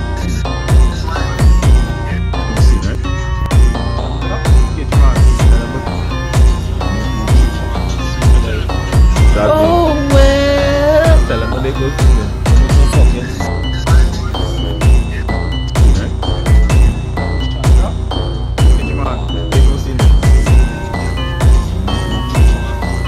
oh well. Tell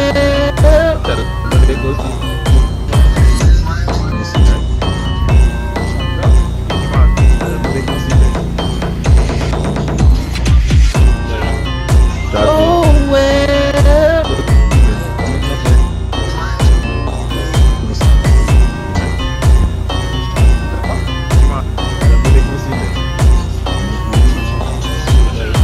Oh well. Tell them to make no scene then. Don't make no fucking scene then.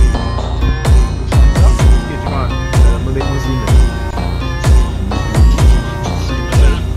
Oh well. Tell them to make no scene then. Don't make no fucking scene then. KG man, tell them to make no scene then.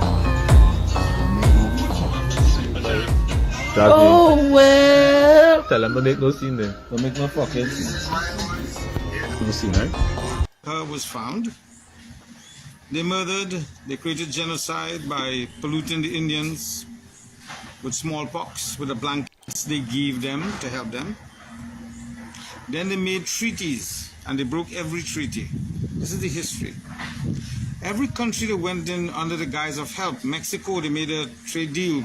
They made them poor. Philippines, every country. They went in to Hawaii. Then they want to trade. Exactly what imperialistic English did to the rest of the world. What's the real reason for the Venezuelan crisis? They're not interested in drugs. Any fool will say those boats cannot even reach Jamaica with the amount of gas they had. So how Trump interdicting drugs are taking drugs to America? No, they have to refill about 20 times or 200 times with those small containers they have to reach America. Kill innocent people. Why? Let me tell you why. The reason they gave sanction, because they didn't have a puppet government in Venezuela. Venezuela is going through a hard time because it's sitting in the largest oil deposit in the world.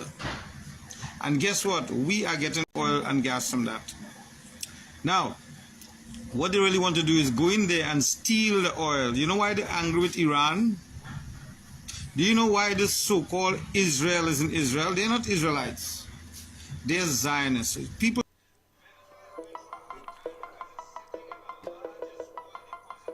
How you guys feeling tonight? I wanna do my Olive Jack presentation. You guys feel like hearing about Olive Jack tonight? I know I've never now that I think about it, I've never really gotten to do my Olive Jack presentation. So do you guys want to see that presentation, yes or no? Let me see in the chat. It'll take me, because I gotta find my slides.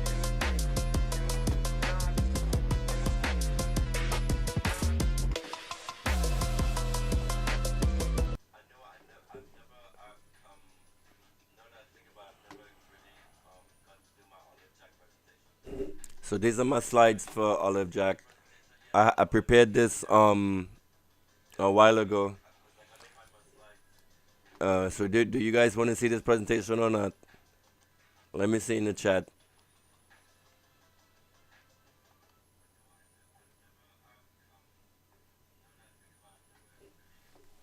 I don't know if I have the strength for this tonight.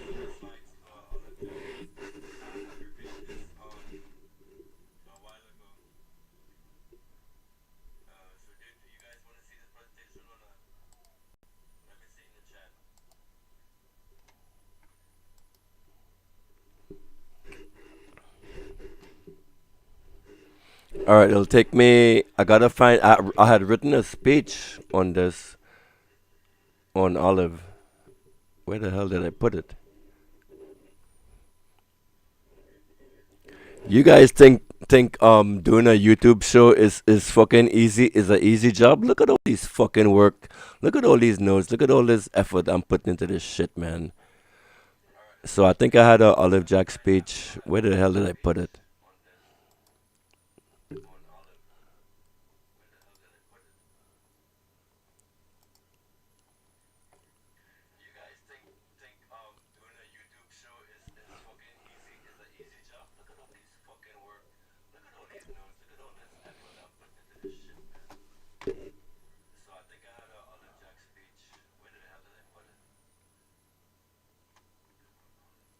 All right, you know what?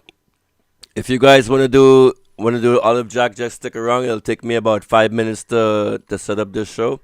I gotta find where the hell I put my notes for this. So in the meanwhile, I'll put you guys on a transition video. Where this one of our UNC supporters was actually criticizing the Kamla Pasabi. So let's get that on. If you're interested, if that's something you're interested in getting into. Her was found. They murdered, they created genocide by polluting the Indians with smallpox, with the blankets they gave them to help them. Then they made treaties, and they broke every treaty. This is the history. Every country that went in under the guise of help, Mexico, they made a trade deal. They made them poor. Philippines, every country. They went in to Hawaii. Then they want to trade. Exactly what imperialistic reality all the ways. Yo, my nigga, yo. Reality. What's the real reason for the crisis? Yo, me and you are thinking alike, my dude. I already that is my goal here. I want to start a new political party in Trinidad. And it's going to be called the Trinidad and Tobago Revolutionary National Socialist Party. I already started that.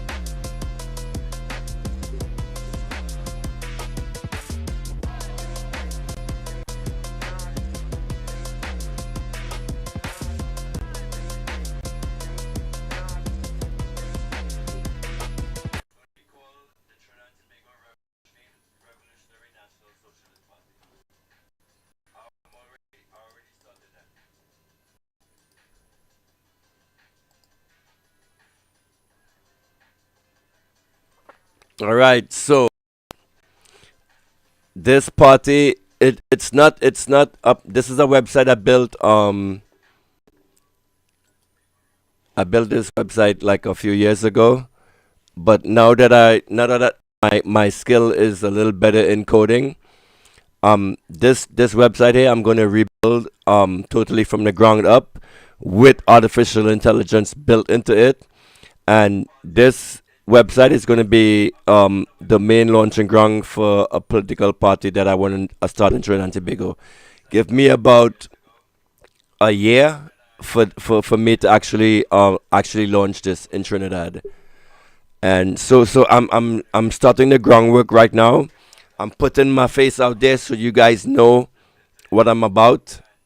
And I want to build a wolf's pack. I want to build a fucking team of wolves. Call us the wolf pack. Revolutionary minds like mine. You know, if you think you qualify, if you think you can sign up, if you think you qualify, you can go to the website and sign up. But I want to, just like you said, reality. We thinking alike, so we could start this. And I don't know if I'll be the prime minister, but I wanna to set up like a system where we set up a team of revolutionary leaders in Trinidad. So you guys keep your eyes out. And I'm gonna need Rennison's help in this. So we can start this party together. It's gonna be me, him, Fearless, and a few other revolutionary minds together. So I really love how you think reality. We think alike.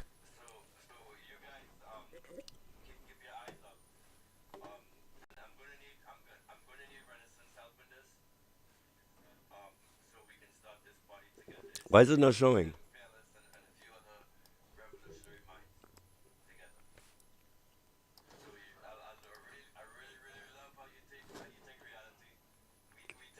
So I'm gonna be if and you know I feel in a way that I'm guided by God with this mission, because I started I started this idea of starting a new political party like some years ago, but I haven't been stimulated enough to actually start like really putting in work to get this off the ground. And one of the good things I like with this partnership with Rennison and the Workers' Right 868 platform is now we actually have a he's actually pushing me forward to do this, you know, from here. And that's one of the good things I really like about this partnership with Rennison. We actually push each other to be better. We challenge each other, and we actually decided in the background that this fight that I'm having with him, we're going to do it publicly, and you guys in the chat decide, you know, which team you side on and whose voice you think is stronger. So big up to Rennison once again on this. I'm losing my freaking voice.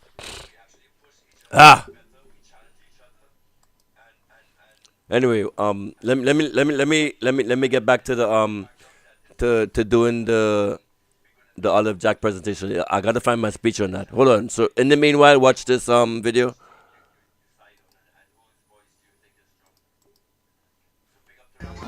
Oh yeah, no scene, man, no scene. Okay. Oh well.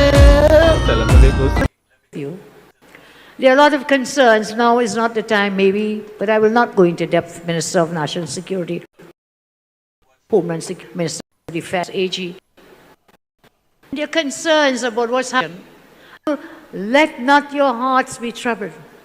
Do not fear, because Kamala is here. Do not fear. Do not fear. And so while you're worrying about the radar, I want you to know every one of you is on my radar. Every one of you is on my radar because I'm looking out for you. So you worry about radar and you worry about Venezuela. Don't worry. And I'll tell you something, you know. I think it's the height of hypocrisy and unkindness that there are people in our country who want to fight the Americans. Tonight, I say it again, I stand in bilateral relationships with the United States of America.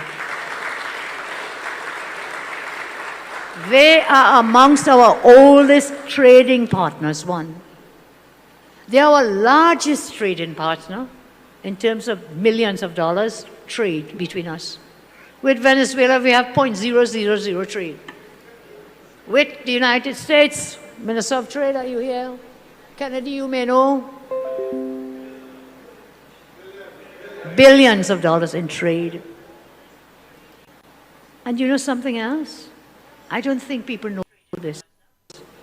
Over 350,000 Chinese hold U.S. visas.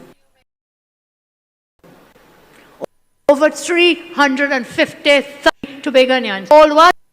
A U.S. visa. Why? Because people like to go and visit the United States, going to other parts of the world. I won't name where. Oh, Philip, did you know that?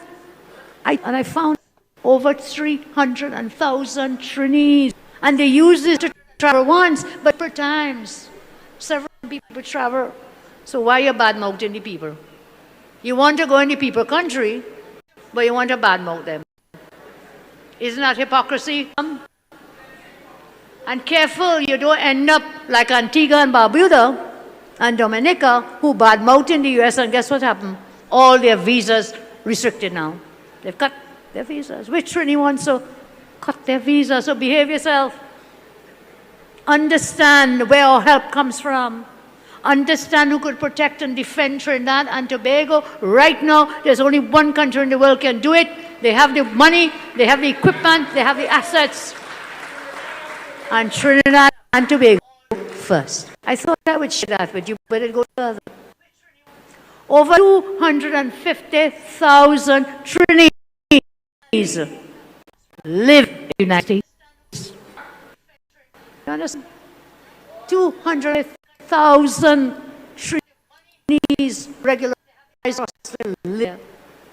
And right here in Trinidad, 350,000 holding U.S. visas, you have about 20,000 Chinese who are dual citizens. US and Trinidad. So what's the problem? So don't well and go to the people visa and Florida and shop and go wherever and shop. Huh? So just leave the people alone. Leave them alone. Because I don't want a Trinity or Tobagonian to lose their US visa. If it happens to me, we remain in partnership with the United States of America. So let's live with that. And let's continue to prosper together. So if anybody comes to Tobago, whom you think will stand? I know Phyllis wants India will come in here, not come in here, child. Not come in here. They are too far away. They may come with your hearts and with your love, but they're too far away. So right 7 miles away is one country, and a few more miles is the USA. So we have to depend on any defense assets and military might and power with USA. Like them or don't like them, that's not the issue, is who will give us the best to put TNT safely and to put TNT first. So Mr. Roger, you got the memo. I hope all of you got the memo tonight. Let's stay together, united, and let's have a very blessed and joyful.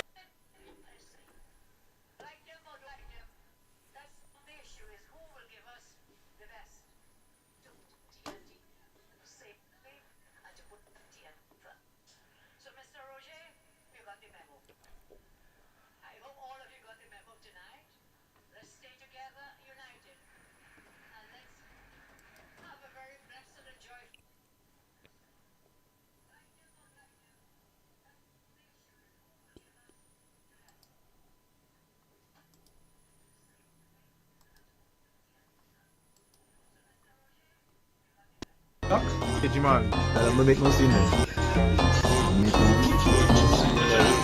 Oh, well. Tell them they go see them. Don't make you fucking. You see, right? Tell them they go see them. Oh, well. Tell them they go see them. They committed genocide by polluting the Indians with smallpox, with the blankets they gave them to help them. Then they made treaties, and they broke every treaty. This is the history. Every country that went in under the guise of help, Mexico, they made a trade deal. They made them poor. Philippines, every country. They went in to Hawaii. Then they want to trade. Exactly what imperialistic English did to the rest of the world. What's the real reason for the Venezuelan crisis? They're not interested in drugs. Any fool will say those boats cannot even reach Jamaica with the amount of gas they had. So how Trump interdicting drugs or taking drugs to America? No, they have to refill about 20 times or 200 times with those small containers they have to reach America. They kill innocent people. Why? Let me tell you why. The reason they gave sanction, because they didn't have a puppet government in Venezuela. Venezuela is going through a hard time because it's sitting in the largest oil deposit in the world.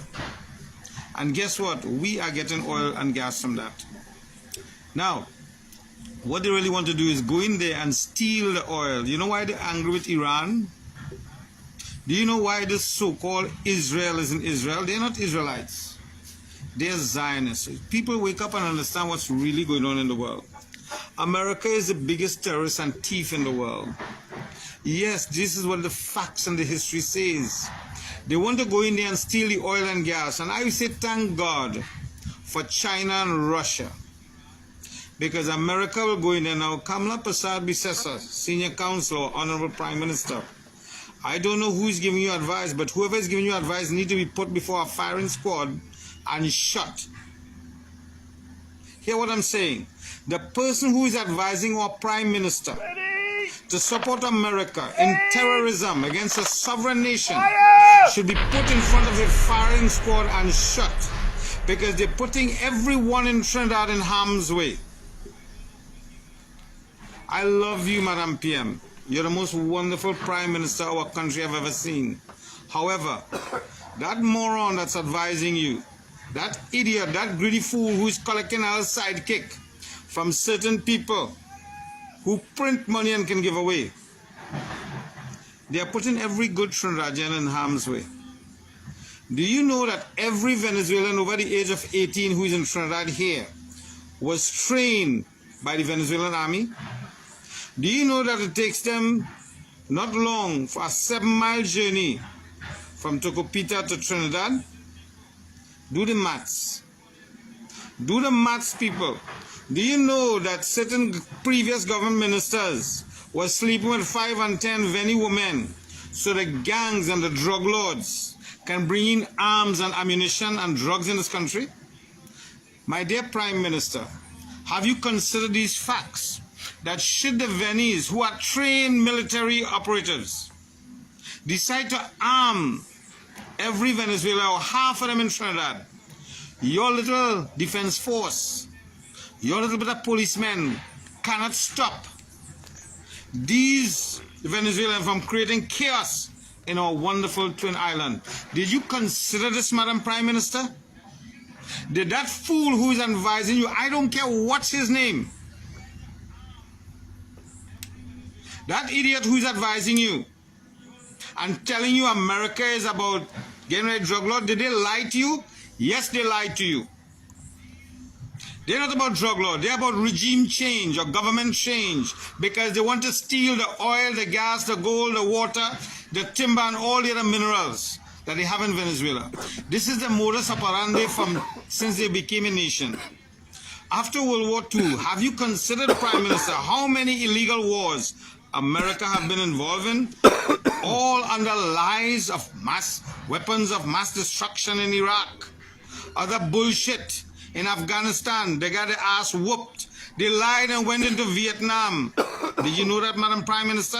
That they shoot their own boat to create a hole as an excuse to go in Vietnam and Korea? Do you know they believe in a certain doctrine where the sacrifice for few of the few is for the greater good of the many?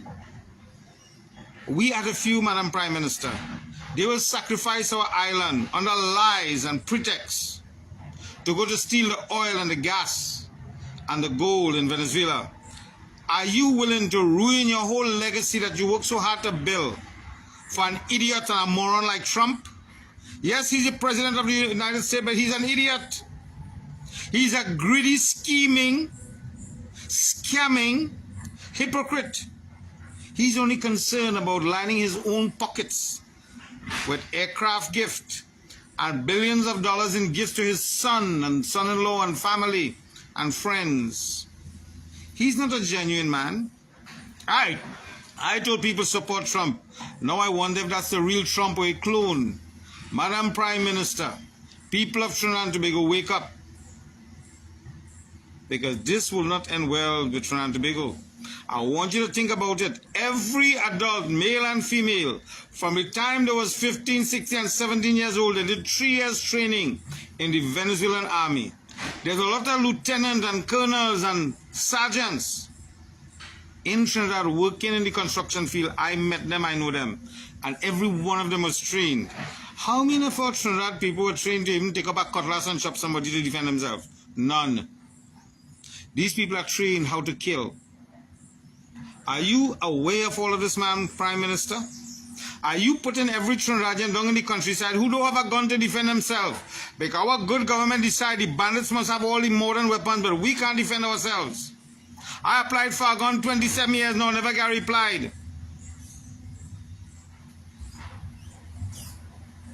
But we want to go up. When you support America in this, you are directly and indirectly saying to Venezuela, we want to destroy you so America can steal your oil, your natural gas, your gold, your water, your timber, and every other mineral that they can find. Madam Prime Minister, wake up. And we the people of Trinidad need to protest. My heart, my life, my soul is supporting UNC. My heart, my life, my soul is supporting you, Kamala Prasad. But you see this nonsense you're getting on with? You see this jackassness and this dotishness? You're supporting that thief that work people in construction and never pay them for a little fault. That's the man they call the President of the United States of America. This is not me talking. This is facts. You could go in the courts in America and see it.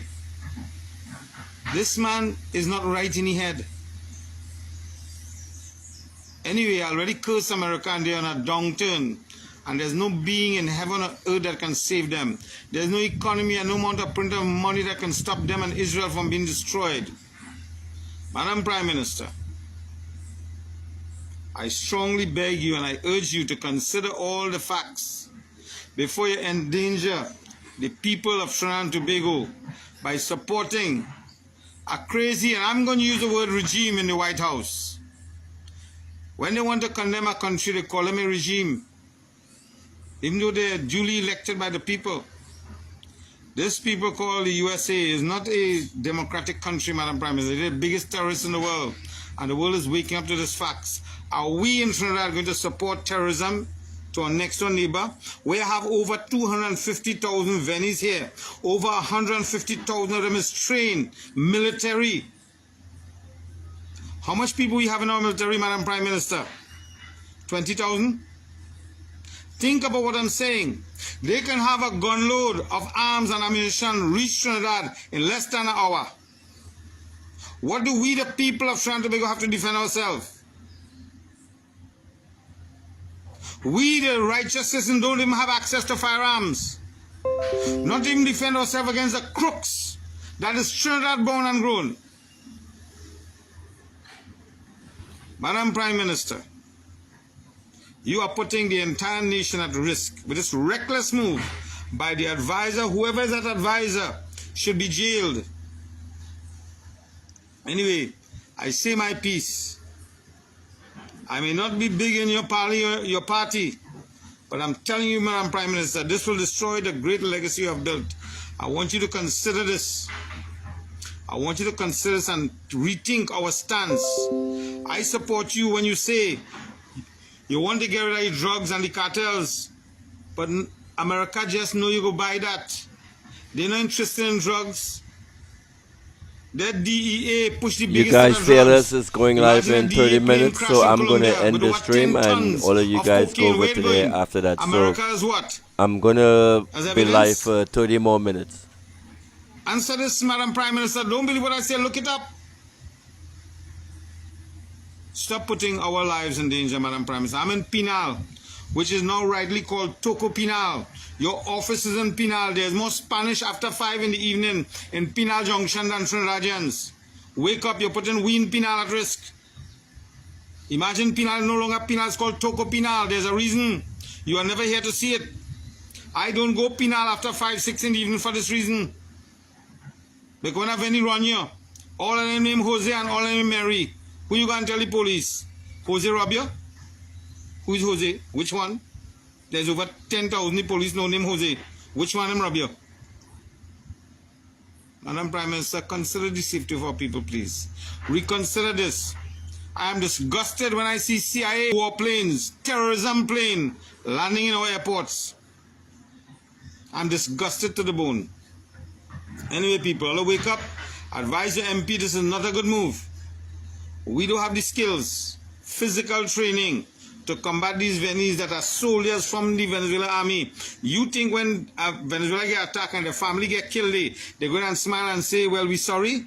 No, they're going to take it out on the neighbors. They're going to take it out on you and me, people. Wake up and talk to your MP.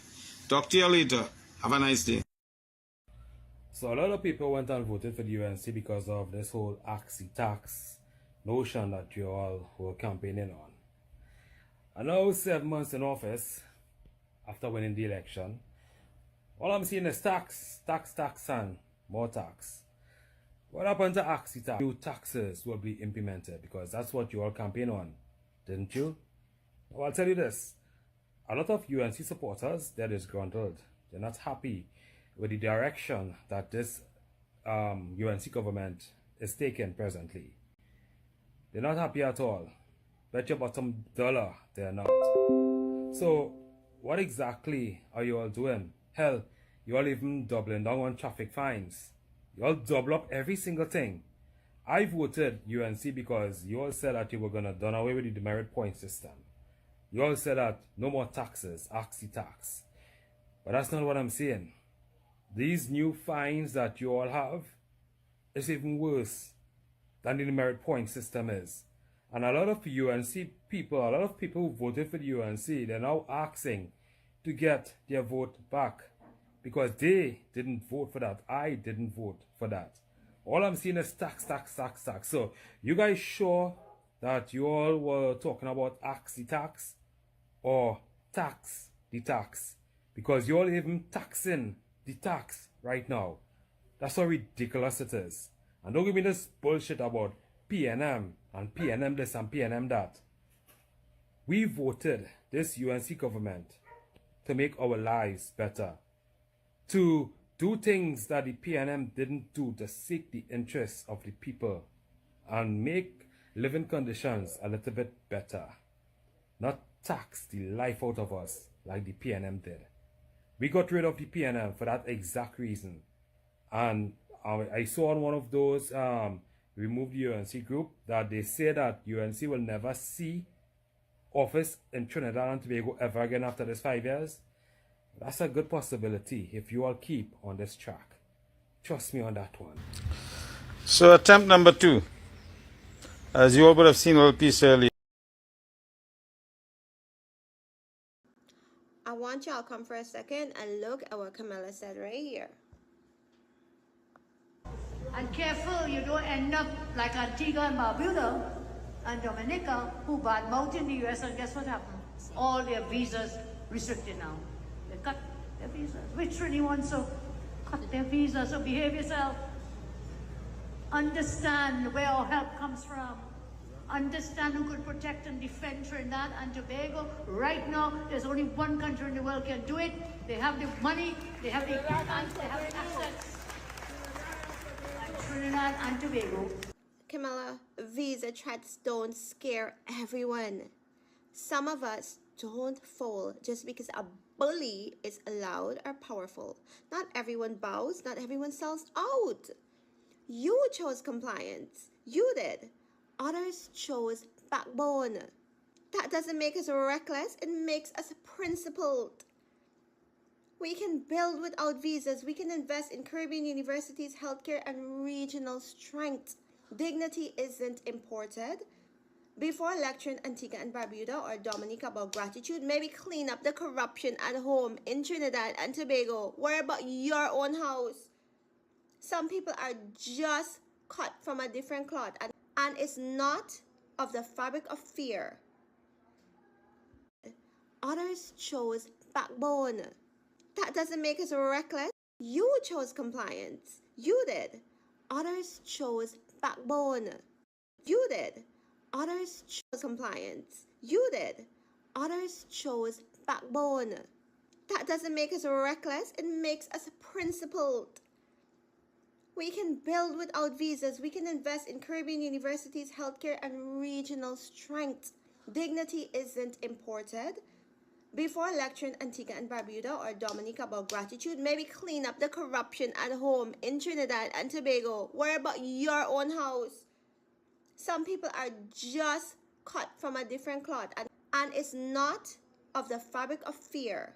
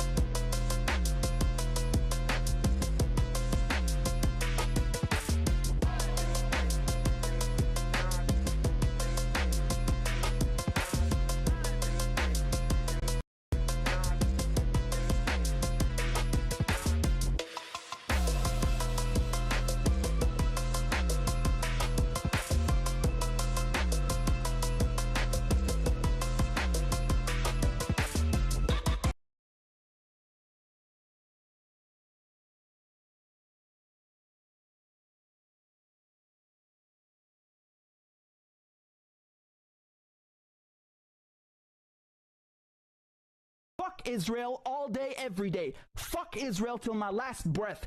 Fuck Israel till I'm in jail or I get shot. Fuck Israel.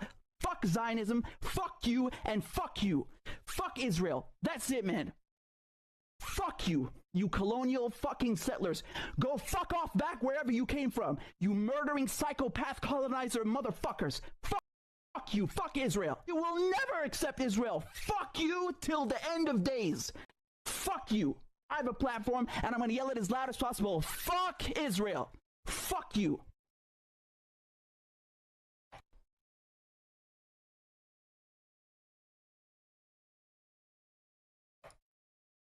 Thanks for tuning in, everybody. Good night. No scene, right? Ocean duck. Get you, man. Tell them to make no scene then. Make no Oh, well. Tell them to make no scene then. Don't make no fucking scene. No scene, right? Ocean duck. Get you, man. Tell them to make no scene then.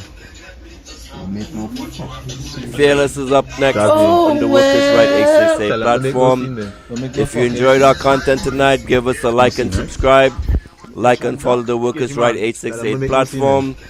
Follow The Slimy Show at The Slimy Show on YouTube. We're also broadcasting on Twitch, on X, and well, right now we're not on Facebook because Facebook is a bullshit propagandized platform, and they're not ready for voices like us on that platform. We're also broadcasting live on the Workers' Right 868 website. I hope you guys enjoyed The Slimy Show tonight. Up next is the Fearless Warrior. He should be coming up in 20 minutes. So that's it for me. I hope you enjoyed my stream.